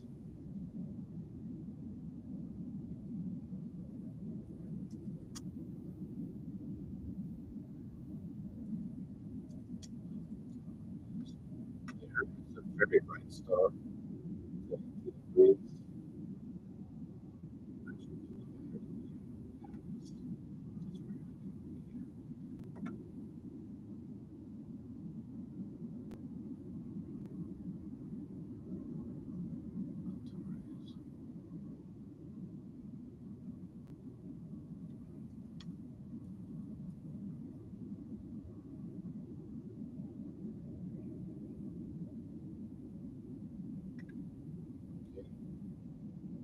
Okay, oh, I see. There's the moon.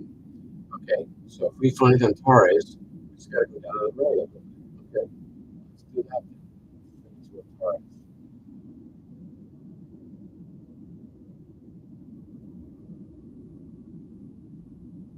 That's it. Is the mother of invention.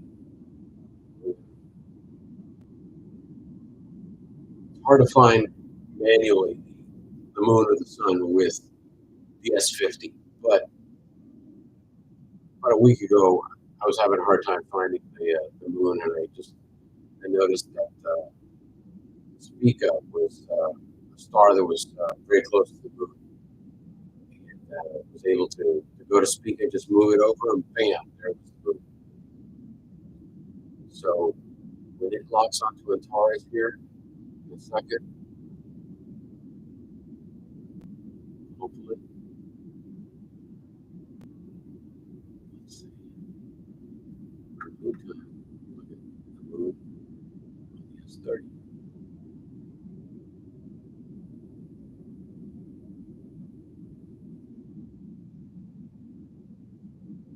There's the moon. You can see there the feature of Tycho, this massive impact crater there on the surface of the moon. That's my favorite picture of the moon. But it's, when you look at this through a visual telescope, it is just so enormous. I think it's something massive hit the moon. It just, you can see the striations shooting it all over the place.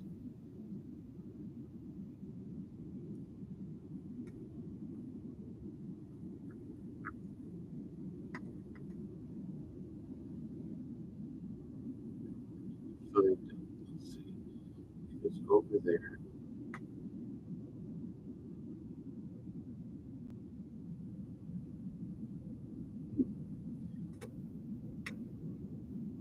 It is not finding it. So what we're going to do is we're going to tell it to stop. Oh, I'll tell you what, the joystick. I see a little light over here.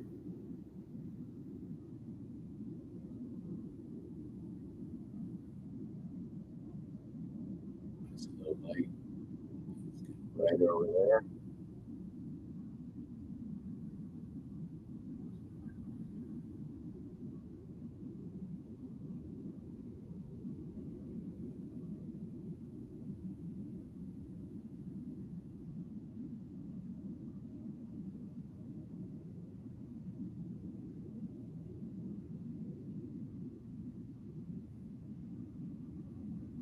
Maybe manually trying to find it.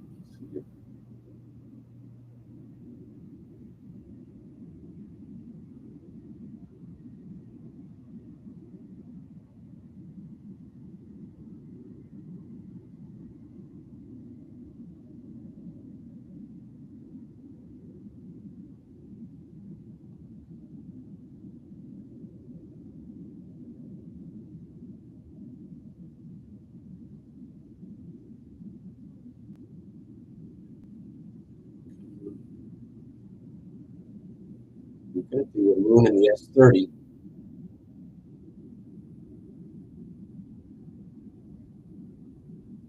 Trying to manually find this thing.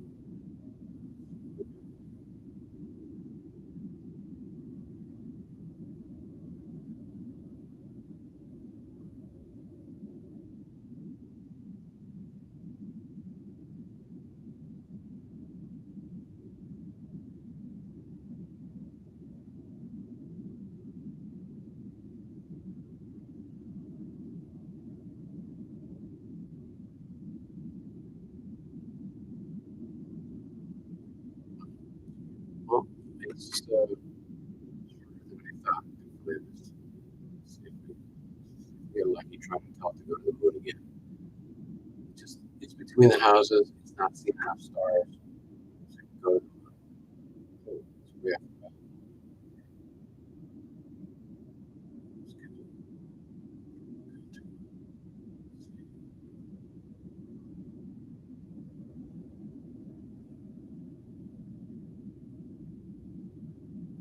you know what we can actually do from Texas to Woodstock.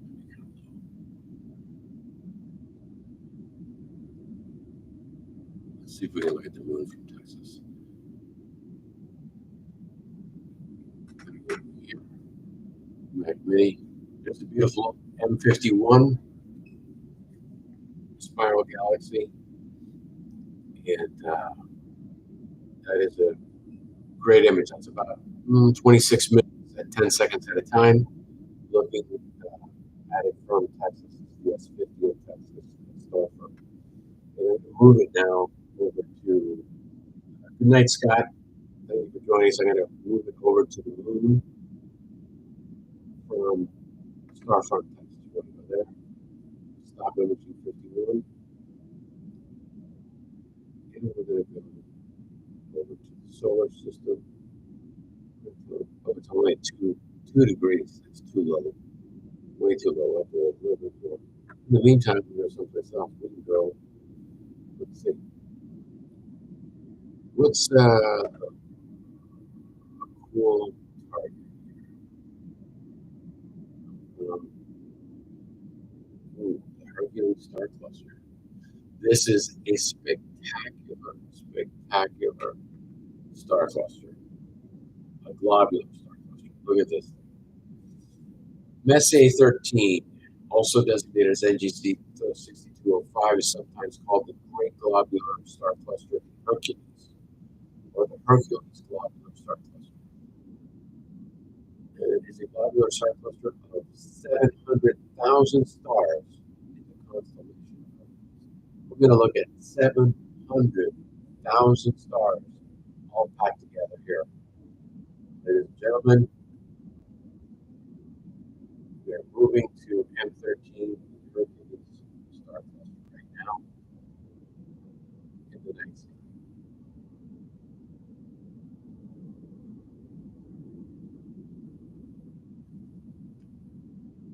That's what it's going to give us here. Look, we've already got, I can already see faintly there. Move the mouse, I can already see it. Preparing for image enhancing, improving the image quality. So it's taking a series of calibration frames right now. The scope is to sharpen the image to get it better than it normally is. It's doing everything it's getting to give us the best of it possible. Thank you guys for joining me tonight. Everybody here.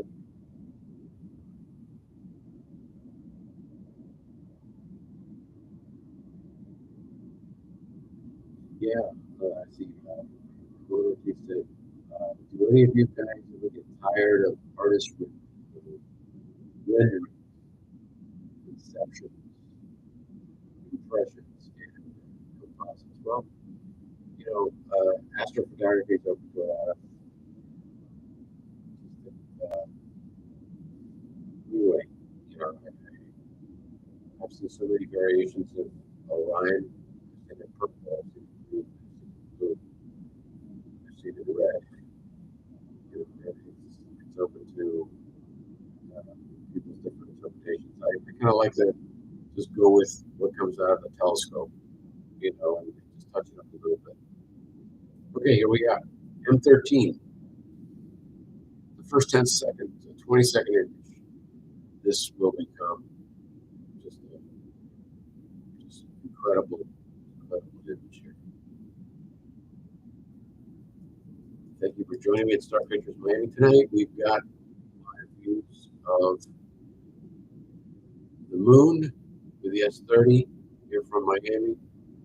There's a roof that's on front of the palm tree. The secondary camera, see this damn palm tree.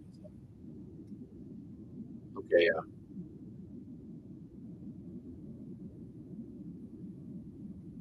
so we're going to tell you what. Move the S30 and then we can do a comparison. Try to get it to the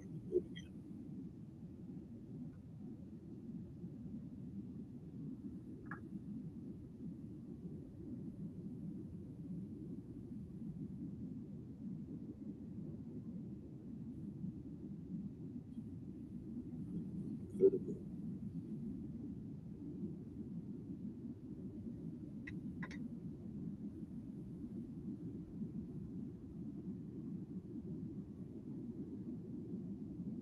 Let's see if we can find it. But yeah.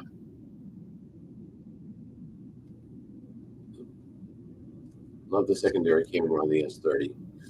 Just love it. There we are. M13 globular star cluster. This thing is, look it up in Stellarium. Well, let's go there for a second. Let's go to Stellarium and see M13. M13. Hercules globular star cluster.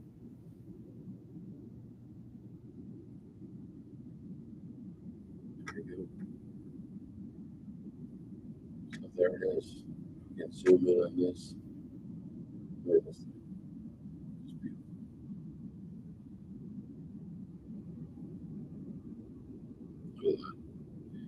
Through a visual telescope, it's spectacular. We've got the new little nebula, or little galaxy, NGC 6207 over here. It's the spiral galaxy over here.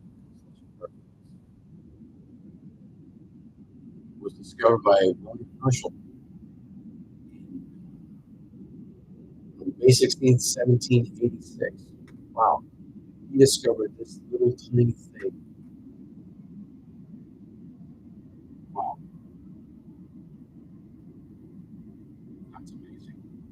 With a very, very primitive telescope.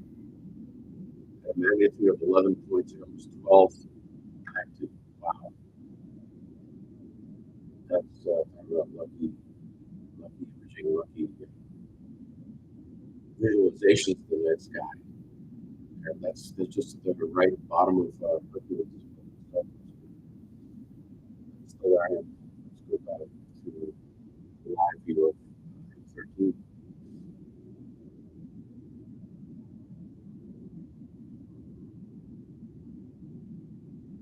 Thank you for joining me tonight. We've got a lot of things on here.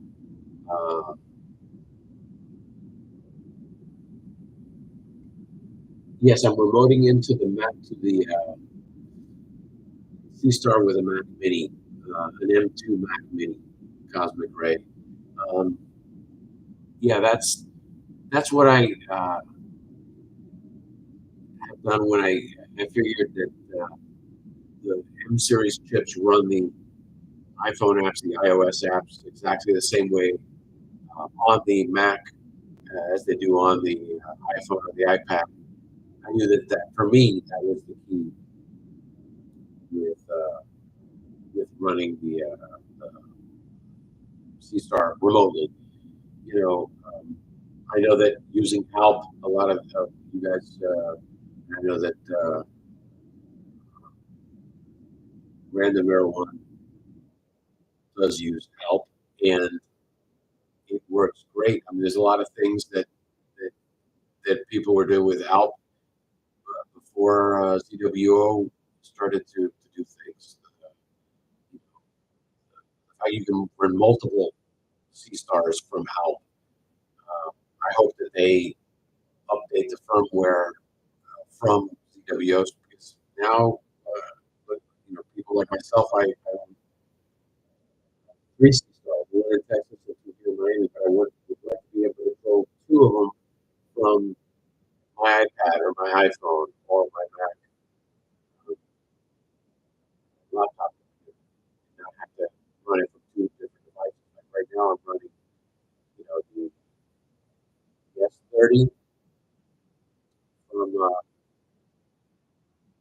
from my iPhone, and I'm running the S50 for the Mac Mini from inside the house. It, let's move the let's move the main C star something. Close the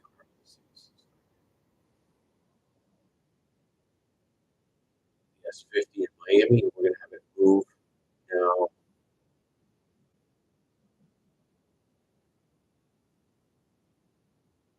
someplace else.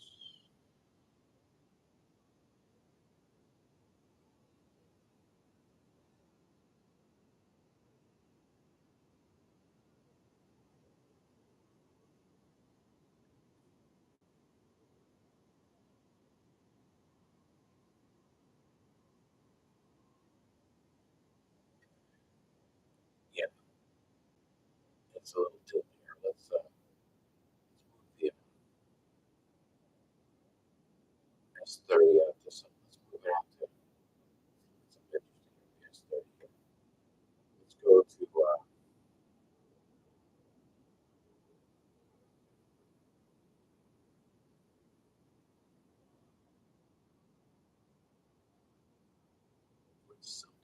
cool. Look at this S30.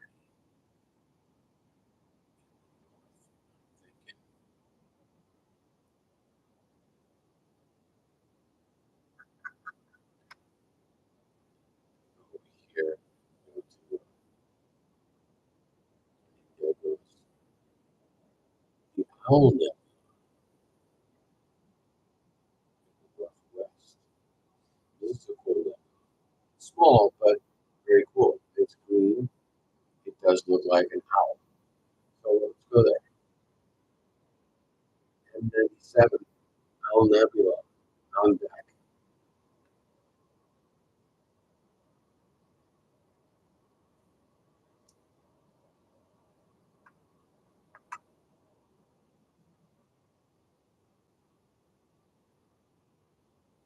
So there's M13.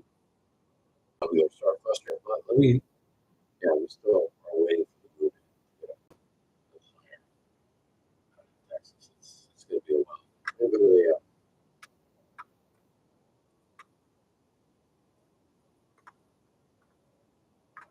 see what this Pier Cam looks like. Okay, we've got clouds going on. This is the Pier Cam at Starfront underneath the Sea Star. You can see some clouds. Looks like either an airplane or something going right over my Sea Star there.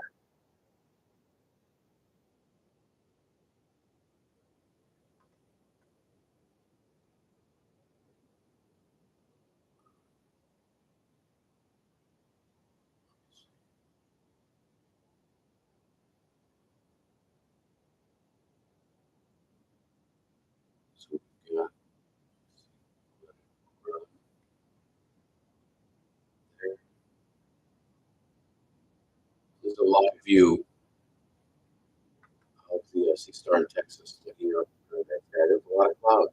Really surprised. See what the weather. It's supposed to. Down here, I can refresh this.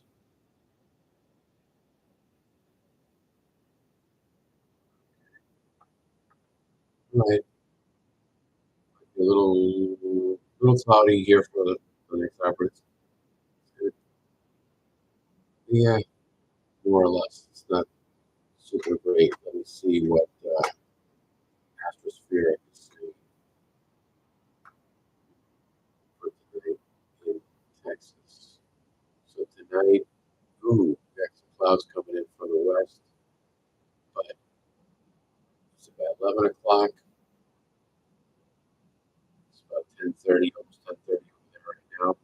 Saying that the cloud cover is about 48%, transparency average seeing below average. So things are not looking that hot right now. But we got Owl Nebula M97 coming up on the S30 in.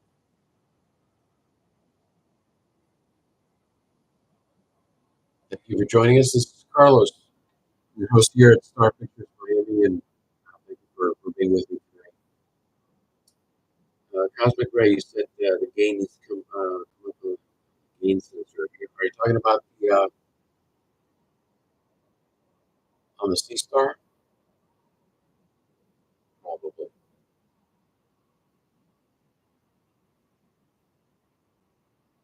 So we're imaging the Owl Nebula, M97. It's a cool looking nebula. So I'll show you what it looks like. Stellarium M97.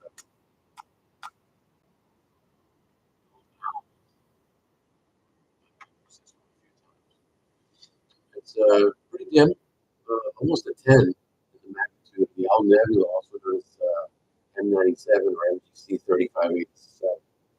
It's a planetary nebula, approximately 2,030 light years away in the constellation of Ursa Major. So it's on the big dipper. Yeah,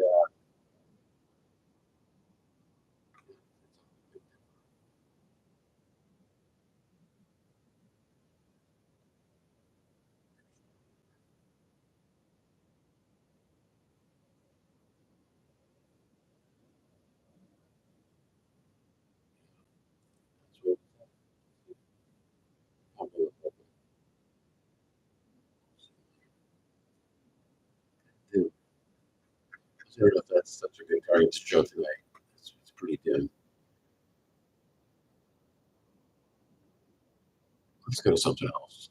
We're just bopping around.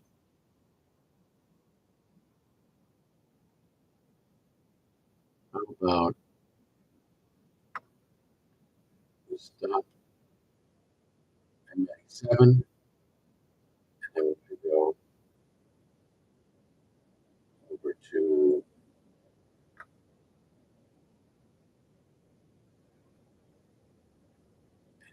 nebulas going on here. Actually, galaxies.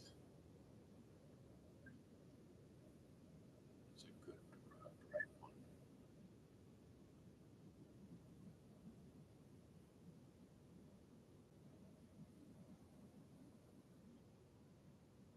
Who we already looked at. We're going to go to the Leo triplet. Leo triplet is pretty impressive. This is in the west. Okay. 3 galaxies. Okay. Let's go there. So these are 3 galaxies. And then one of them is the hamburger galaxy, the one on the top that's referred to as the hamburger. I'll show you that. Say it looks like a hamburger. Well, I don't know about that, but in the constellation of Leo. Thank you for joining me tonight. And please like the video. Um, Helps me get out in front of other people that are looking for content like this. And I appreciate that very much. And if you're so inclined, please subscribe. I try to update information on the channel with not only the images from the night sky, but I have some nature images that I use the Sea Star to capture. I do live on a lake and have a lot of very interesting birds and turtles that like to bask out in the sun, things like that. That the Sea Star does a great job with imaging at a distance of 150 kilometers away. So that's always a lot of fun. So here we've got M66, the Leo triplet coming online. This is a very, very popular three galaxies in close proximity. Here, Leo triplet. You can see one start to come here, right there with the noses. There, here, it should be up there on the top. But we're going to go to Leo triplet.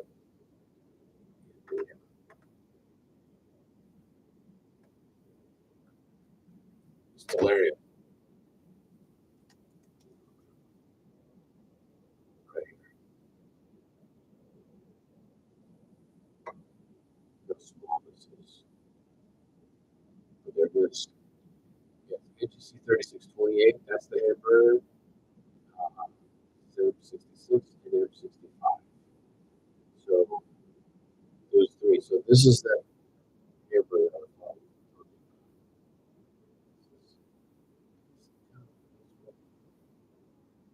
Squished sandwich here. Out of the hamburger. NGC 3628. But that's what's going to be coming up on the screen. So the main ones being M66, this one here, then M65 below it, and the hamburger NGC 3628. So this is Stellarium. This is not the view from the sea star. Um, this is the view from the sea star here. Yes, 30.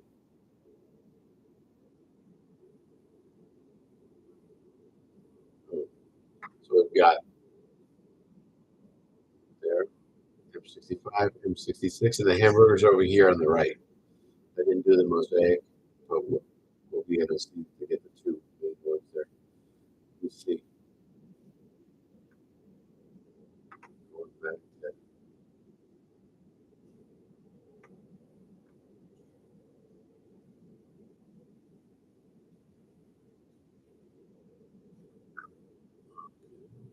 to get this atmospheric out of the way. Get this out of the way. And, yeah, it's still pretty cloudy, folks, over in Texas. There's a veil of clouds over the observatory. And here comes another airplane. Where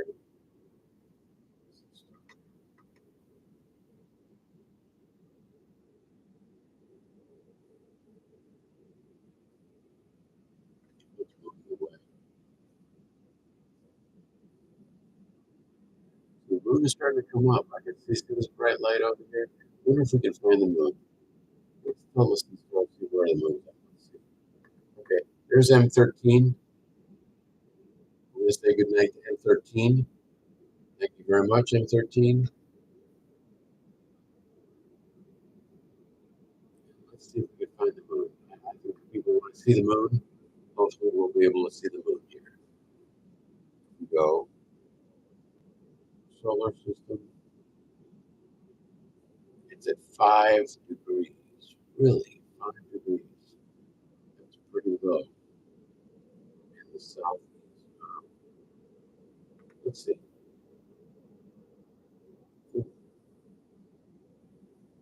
Oh, we just we closed here.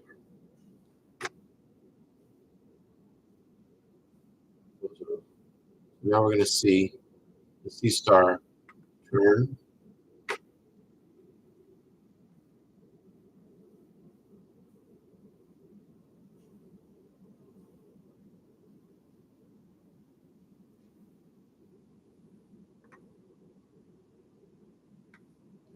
It's, that little blur right there is it turn. It's turning. Next image should be that it's in its home position.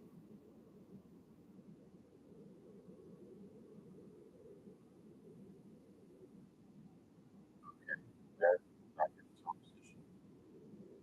See the calibration. Olympus sensor is calibrated.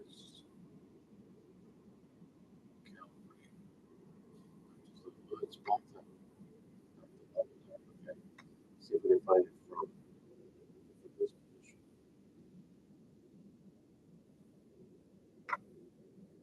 Tell it to go to the moon.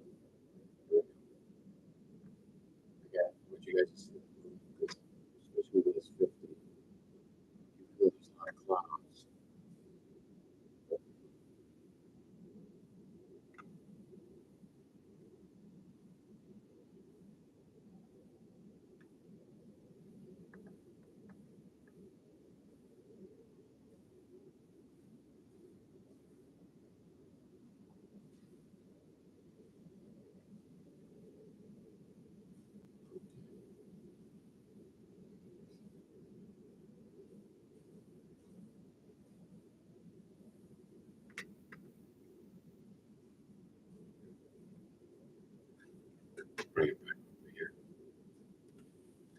Thank you for joining me tonight. We've got three sea stars running right here. Oops, move by there.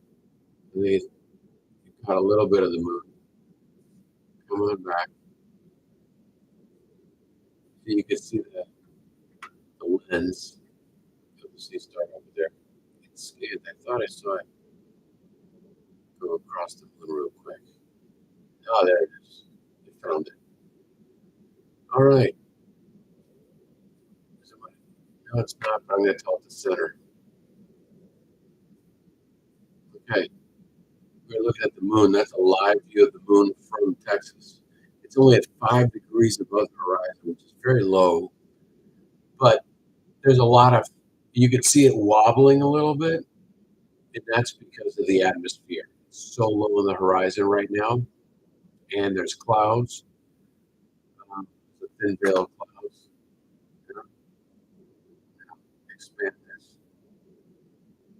And the moon tonight is at about 99% of the state. Let me see. Moon at 98%. Yesterday, actually, it was full on workday around noon. Yeah, because of today it's at 98%.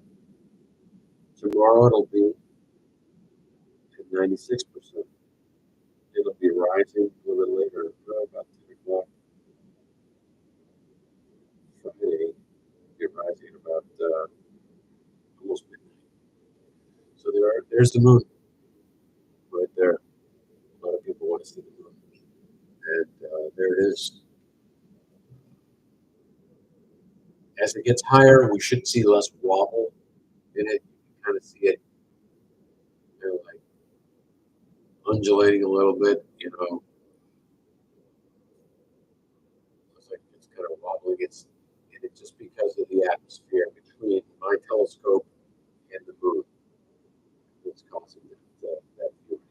And there's a lot of clouds. If you look at that image, there's a sea star there. You can see the opening is looking out to the east. There are clouds. And this light in this corner of the pier camp is the light of the moon. This will become very, very bright in the next 30 minutes. It will illuminate this whole area. You'll be able to see the sea star like if it was broad daylight. In fact, let me show you what the star front looks like right now. Live cameras on the buildings. So there's building 6. This is building 6 right here. So there it's coming up right there. Looks like the sun. That is, that's not the sun, that's the moon. But there are definitely clouds. You can see from the all sky camera, which is a camera that they have mounted there looking straight up. It's a live view of the sky right now. You can see there's a lot of clouds. There's looks like something like a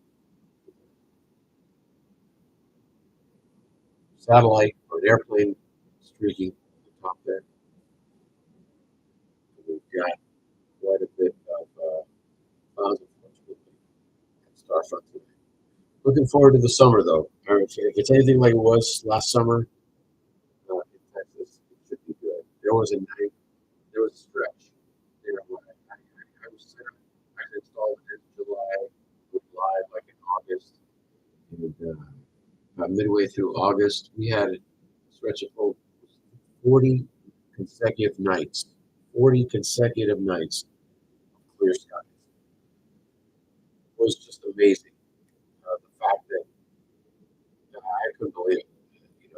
For 40 nights, it was clear. I mean, average to above average or excellent seeing and transparency conditions in Texas. And that's what I'm looking forward to. I know Alar,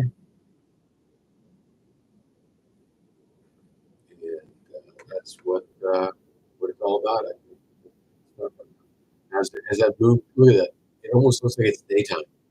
These cameras are so sensitive to so much light it comes on, but it's actually nighttime, folks. And that does look like the sun coming out. That's the moon. We're gonna go to sea star.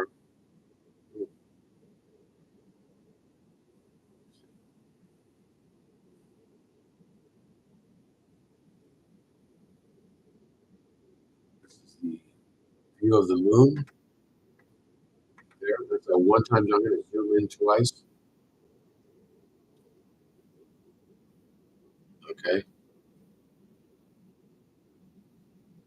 this is a two-time zoom. You can see Tycho, the impact of the Tycho crater right there. It's the biggest impact crater on the face of the moon. We're going to move it over just a little bit with a joystick.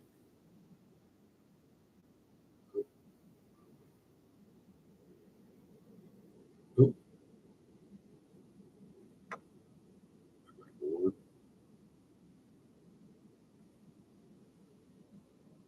Noisy moon coming back and manipulating it manually with the joystick. So I'm moving ever so slightly.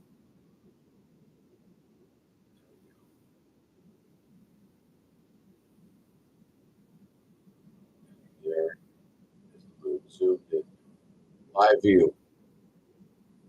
The other night I saw a satellite crossing the moon as I was watching. It's like, wow, that was really cool. Thank you guys for being with me today.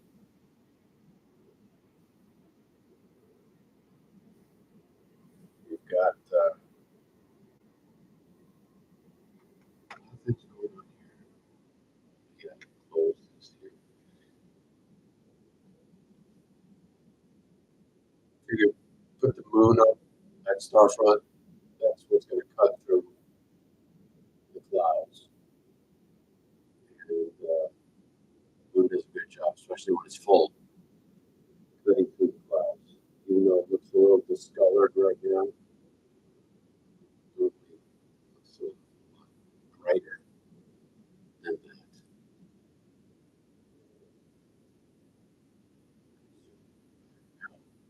That is the moon from star front. Yeah, I did add some images to my website at starpicturesmiami.com. Thank you for coming out. If you have a chance, go by, check it out. Just updated some images here. Images from Starfront, February through May. Just added these 12 images. My California nebula. It came up pretty decent, with really no external processing. That's straight out of the sea star with just the noise reduction and some color adjustments there on the exposure, the internal tools. The Iris Nebula. This one I did touch up in Lightroom. Now, I know the stars not blowing out there, but I wanted to get a focus on the Iris Nebula. I got this one about a week ago. And it's a beautiful nebula. I love that blue color that it's got. It's quite bright. It's a great target to shoot with the telescope. Let's see what else we got. Globular star clusters. The cat's paw. It's kind of faint, but you can see this red nebulosity in the cat's paw nebula. First time I even that one. It's pretty nice, pretty large target. And the Leo triplet that we're imaging with the S30. This is the image of the Leo triplet that I got from Starfront. There's the two lamps. 5, and here's the hammer at the top.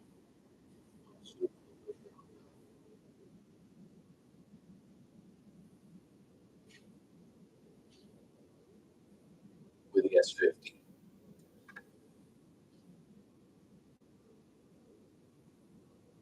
Pretty good image capture there with a $500 telescope. I think the bang for buck ratio on this sea star can't be beat.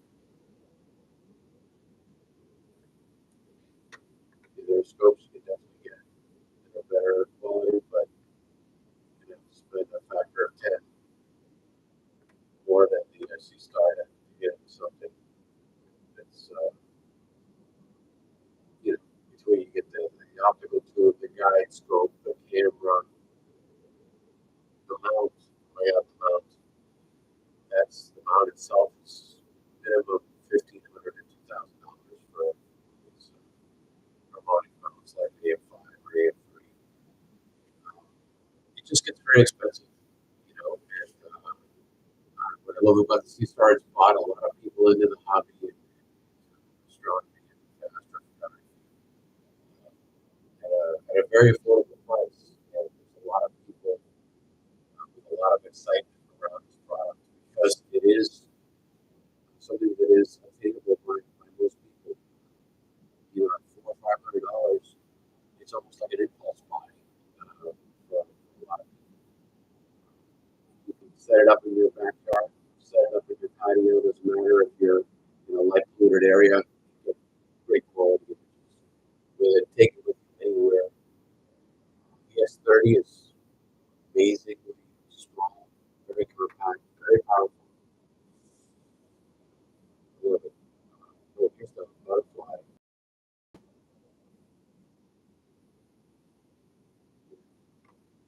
You can kind of see that one. There's a wing there, another wing there. There's that little tail there. Butterfly. So there's a resemblance to a butterfly. That's what this M6 butterfly cluster got this about a month ago. Called a duck M11. This thing is interesting. It's a very I don't know if it's a globular cluster, but I don't think it's classified as a globular cluster, but it's a very busy cluster right there. A wild duck M11. It's called wild duck, but that's what it's got. So, yeah, the cigar galaxy.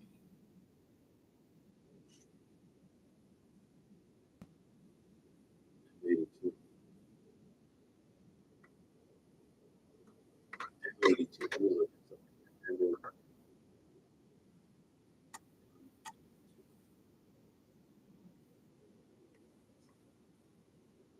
Yeah, next to both. Yeah, M81, M82. There's the moon. So, well, thank you very much, guys, for hanging with me. Wow, we've got 38 people watching. That's fantastic. Thank you very much for being with me tonight. I'm your host, Carlos Garcia, with Star Pictures Miami. I am located in Miami, Florida. This image of the moon that we're looking at right now is on the sea star in Texas at Starfront. And it's a pretty okay night in Texas. Let me look and see what the cover's looking like. Ooh, we got clouds. This is my pure cam looking straight up at the sea star there. A thin veil of clouds tonight over Starfront. I don't think a lot of people have even turned on their telescopes. They're not even going to bother. It's going to be a full moon, almost a full moon. Cloud action. See things come alive when we get closer to the new moon, or the moon is coming up later in the evening, or early, very early in the morning. It's very great for sure. It's more action, but that's a little bit more obstacles. Let's see here. Next, let's go back to Leo triplet on the M30. Yes. Moon. Go back.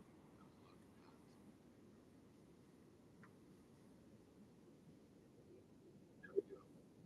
Live view of the Leo triplet.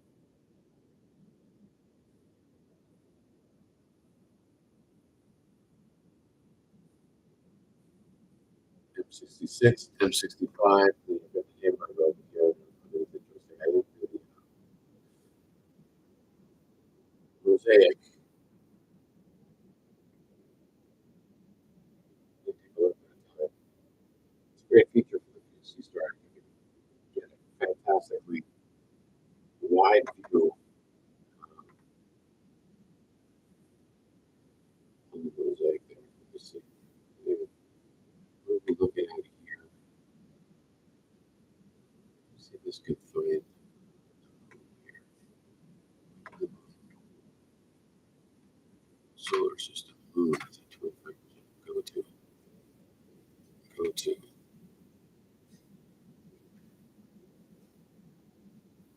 We'll take a look outside, see where the moon's at. See if it's, make sure it's not behind my house.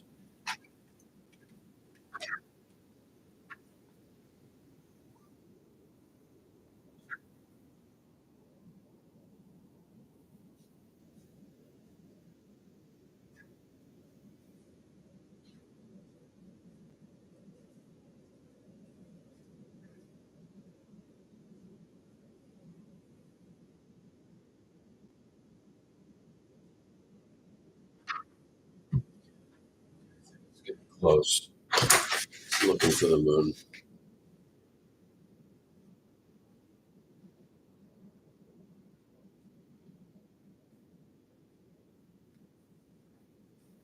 Thank you for joining me. We've got 3 sea stars. S30 in Miami, S50 in Miami, and S50 out in Texas at Starbucks. I've got a website, starpicturesmiami.com. I've got a mailing list / contact list that you guys can check out and join so I can stay in touch with you. Um, um, on presentations or online star parties and would like to collaborate, definitely get in touch with me. You can email me, starpicturesmiami@gmail.com. But yeah, let's see, go up there and then go. I've got a button on the home page, join our contact list. You click it, and you can put your first name, email, phone number there so I can stay in touch with you. Would love to inform you as I capture more images, do some more interesting things with the Sea Star. I think that a lot of people, including myself, are finding uses for the Sea Star, pushing the boundaries of what this product can do. And I think we're finding some creative ways to use this incredible, powerful telescope, smart telescope, in different ways. So I'm proud to have been one of the first people to put a Sea Star at a remote observatory. And that's something that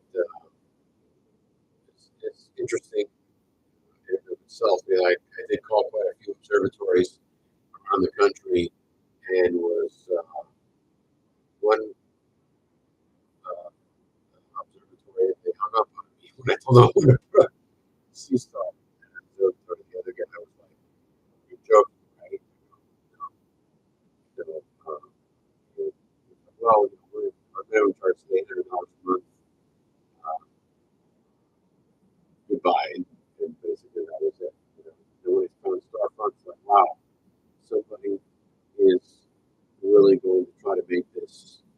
affordable for the average person. I think there's success, the response has been overwhelming. 350, over 350 telescopes in like 9 months. It's astonishing. The Bray was saying the other day in a video that they are the largest remote observatory by number of telescopes in the world. Simply amazing. From 2 buildings to 8 buildings and a couple more under construction. You know, just an amazing place. I really commend all the guys over there. Nate, Josh, and Ray, and the whole team at Starfront. You guys are knocking it out of the park, bringing dark skies and great weather to people all over the world. Thank you very much for doing that. Oh, it didn't find the. Let's see. If I can just go.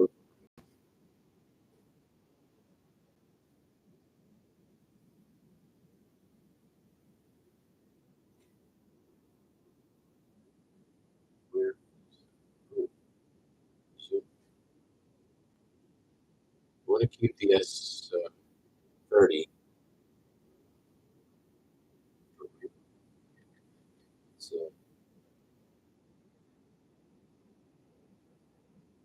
okay.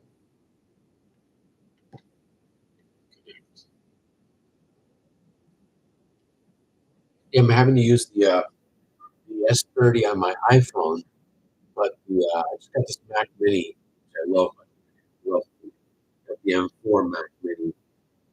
After having my MacBook Pro 2015 for 10 years, I got my money's worth out of that machine. It's a great machine. It still works great, but I wanted a little bit more horsepower, and with the Mac Mini, and absolutely love it.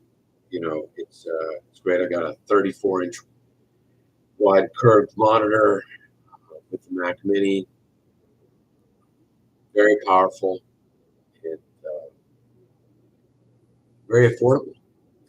500, actually 595. You can get into a Mac Mini. I was looking at getting a comparable MacBook Pro like I had, which would have been close to $2,100, $2,200.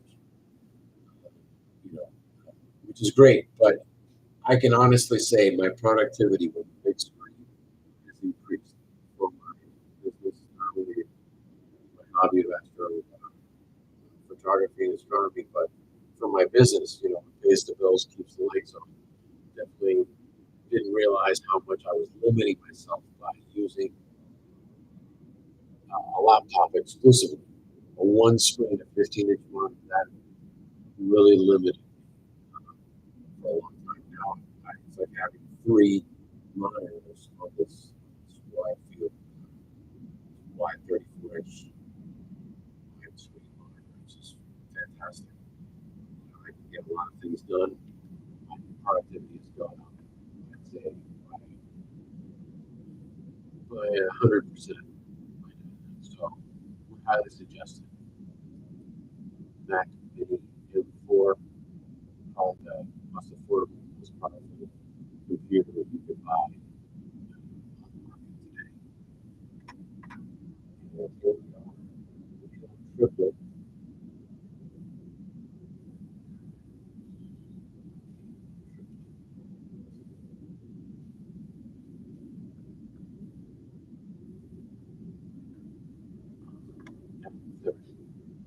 I'm the S30. Stop. Triplet. Let's see what the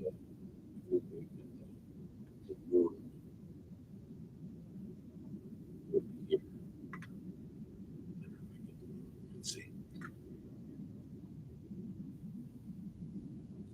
Let's try it. The one thing I'm doing with the S30, which I actually love, I can see the SpaceX launches, the Falcon 9 launches here from my house in Miami. We're about 240 miles south of Cape Canaveral, and it can see them just clear as day. And it's a clear night, and it's a southward trajectory on the launch. Okay, there's the moon. It's I think it's going over close to the roof, my roof there. That's the moon. Wish I could get the moon on the S50 here. But the S30 for rocket launches, wow, amazing, really amazing. I got to show you the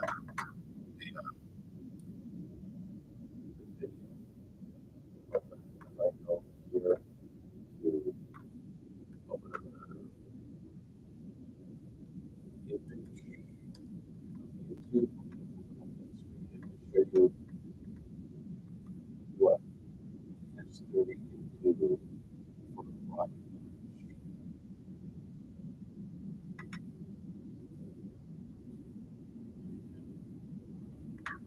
We go here. Here we go. Falcon 9 rocket launch. This is a couple weeks ago. Get this back.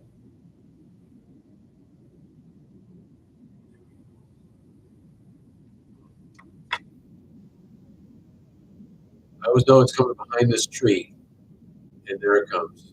This is the S30. I'm manually following this with the joystick. There it is. The Falcon 9 from Cape Canaveral on the 14th of April.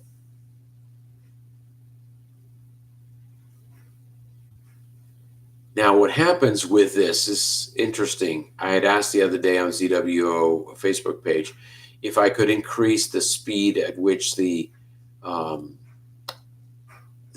turns, because here when the rocket gets to max Q, the maximum dynamic pressure, that's a star going by, it starts to go so fast that the Sea Star cannot keep up with it. Now this, I switched over to the wide field camera here on the S30, and that's the rocket as it continues moving along with a wide field camera on there. But I can reach a point where I can follow it manually with a joystick, and then the rocket starts going into hyperspeed, and I can't keep up with it. The S30 can't keep up with it, and I was wondering if there's a way to make that go a little bit faster. I never got back. Several people saying no, it's not possible. I will try to see if I can track it with the tracking feature. Drawing the little box around the target to see if it'll follow it. We'll have to see. But yeah, this is another use for the S30, which I love. I was doing it with the S50. Very hard to do with the S50. It's a much tighter field of view. The S30 has a wider field of view. And the secondary camera. Love the secondary camera. Man, it's the best thing on this product. I think that from now on, ZWO and any of these Sea Star products, they'll all have a secondary camera. It makes it just that much more useful and easy to use, especially for finding the moon or the sun. I wish the S50 had the secondary so I'd be able to find the moon tonight. But there it's going over my neighbor's house, and it dipped behind a cloud there. So there you go. Another great use for the S30. Okay. There's my S50 in Texas. Here comes the floodlight in the night sky. There's the moon. I'm going to recenter the moon.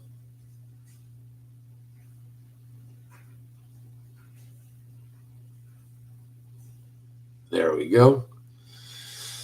That's the moon from Texas. It's almost a full moon. It's 98%. it's in a waning phase right now, so it's going to be approaching a new moon as time goes by. The image behind the moon is the sea star in Texas. I have a camera mounted underneath the sea star, looking up at the telescope. And so right now, this telescope here is imaging this. This is a live view of the moon tonight. It's already the 14th of May, 2025. And we are approaching and past the 3-hour mark here at Star Pictures Miami. Thank you very much for joining. And yeah, it's a lot of fun. Thanks for the stream. Thank you, Cosmic Ray. Yeah. Oh, with the ALP function on the C Star, you can set the gain. Yeah, that's great to know. I mean, sounds interesting. I may dabble with it a little bit on one of my C Stars. Yeah, definitely. Some great comments tonight. Thank you all for joining. Yeah, I've got my website, starpicturesmiami.com. You can go there and look at the pictures and images that I've taken, not only from Starfront, from also from Miami. Was able to capture the lunar eclipse back in March, the partial solar eclipse from Maine. We flew up to Maine and captured that. That's on Star Pictures Miami. Looking forward to Alaska in September. My wife and I, we've got a trip booked for Alaska. We had it in the beginning of September, but we moved it towards the end of September because we increase our probability of seeing northern lights in Fairbanks, where we're going to be towards the end of September. And we'll be taking the S30 with me on that trip. And definitely we'll be shooting and sending images from there. And then the big one, the eclipse, August 12th, 2026 in Spain. We are going to España to not only see the eclipse, but trace my family's history. My father being from Cuba, his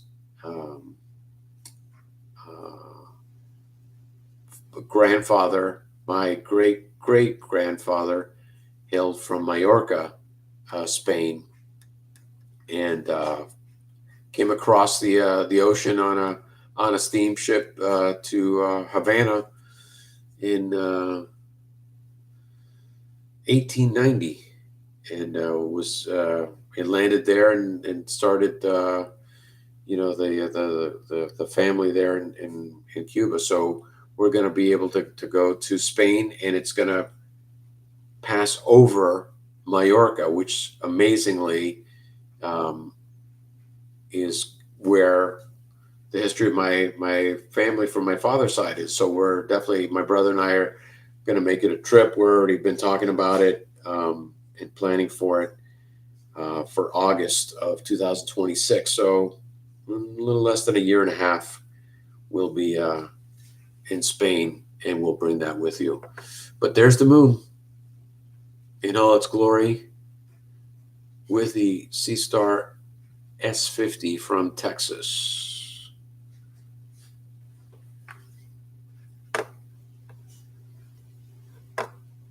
If you'd like me to send you a picture, I'm going to take a picture of the moon. Sign up for my email on my website, on the email list at starpicturesmiami.com, and I'll send you a picture of the moon as it was captured this evening. You can go to my website here, Star Pictures Miami, and click the blue button. It's right on the home page. It says join our contact list right there. and you can put your first name, your email, and your phone number there, and hit submit, and then you'll be on the list, and we'll be able to get you notified. I'll get you the picture. I promise to get you the picture of the moon in your email, so you can share with your family and friends, and check back with me. That picture is decent, but not bad. We can get better pictures. If there was a little bit less atmosphere, it was a little bit higher on the horizon. This is the picture of the moon from Texas tonight at Starfront Remote Observatories.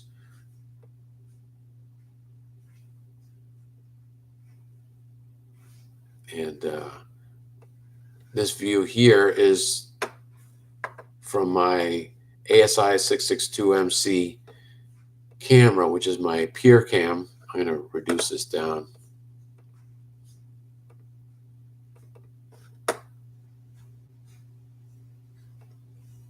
Okay.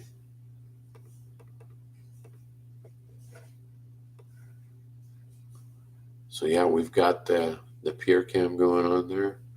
And as that moon, you can see the sea star. You can see a lot of definition in the sea star there because of the floodlight in the night sky that's coming up, which is the moon. It's coming. We've got, let's see. How about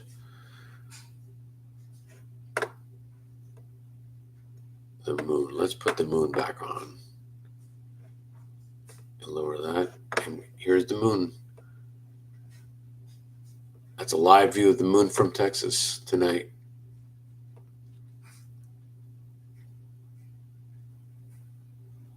Thank you for being with me.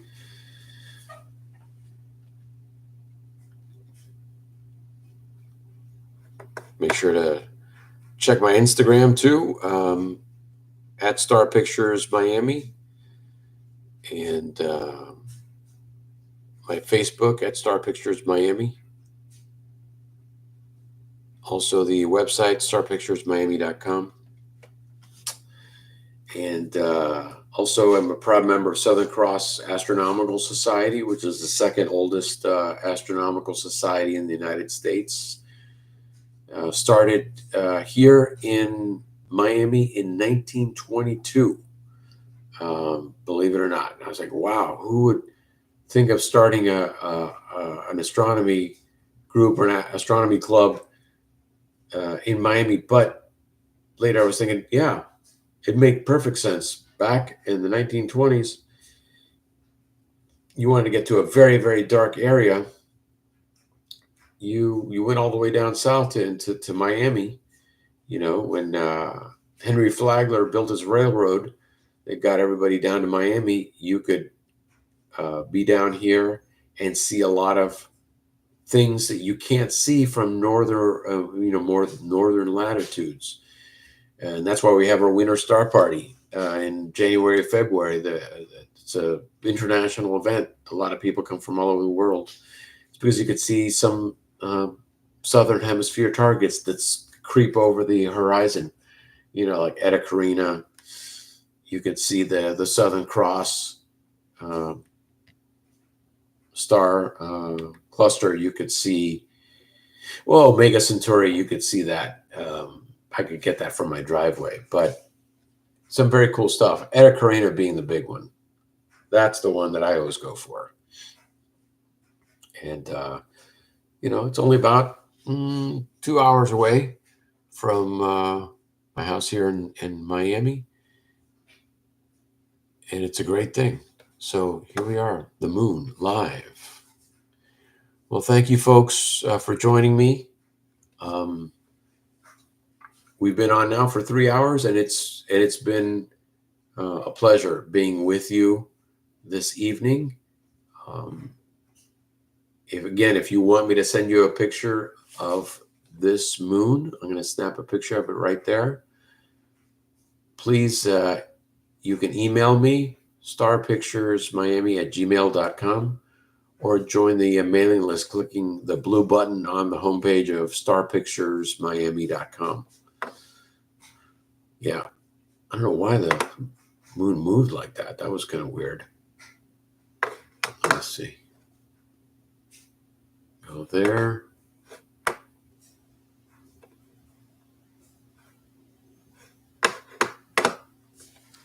And let's see.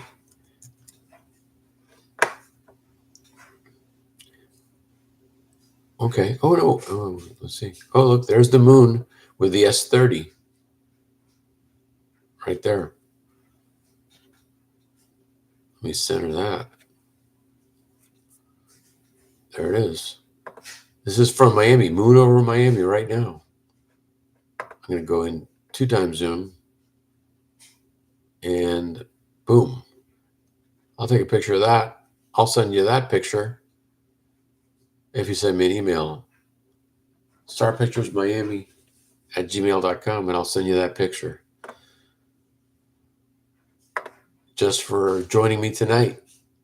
And you can tell your friends, wow, I did this cool thing with this YouTube Live. This guy was online sharing his telescopes and shot a picture of the moon with his telescope, and he sent it to me. Pretty cool. So yeah, please tell your friends, anybody that's interested in the night sky, or looking at the moon. I occasionally will also put solar pictures up on the website. I've got some great pictures of the sun that are on my website at Star Pictures Miami. But yeah, C-Star can take great solar images as well. And let me see if I can go in. This is a stretch 4x zoom. See if we can get Tycho in there. Ooh, look at that. Let me move that over a little bit. I'm going to go over just a little bit right there. Look at that. I'm going to go up a little bit. Look at this impact crater, man. That is massive. Something colossal pummeled the moon to produce that. They say, scientists, that all those craters happened in like one event. I still believe occasionally asteroids and stray comets and things like that hit the moon from time to time, but the general consensus among scientists is that all those craters happened at one time, which there are tens of thousands of craters on the moon. So it must have been a very, very bad day when the moon got pummeled in that fashion. There, we'll go back to 2x zoom. And there it is. There's a secondary camera. Ooh, ooh. I think it was an airplane going by the moon. I saw it on the secondary camera. So there we can kind of see. That's the roof of my house right there. Let me see if I can turn off this light. Yeah, that's the roof of my house. Just barely creeping over the roof of my house.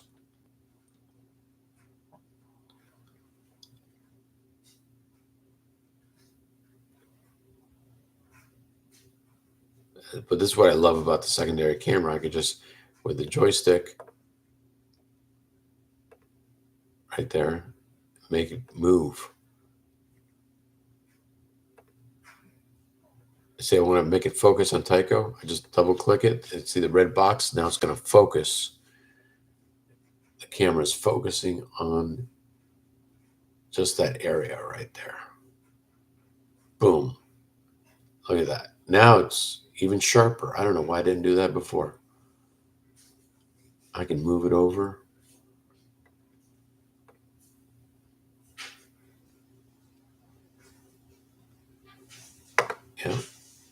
taking a little video of it there.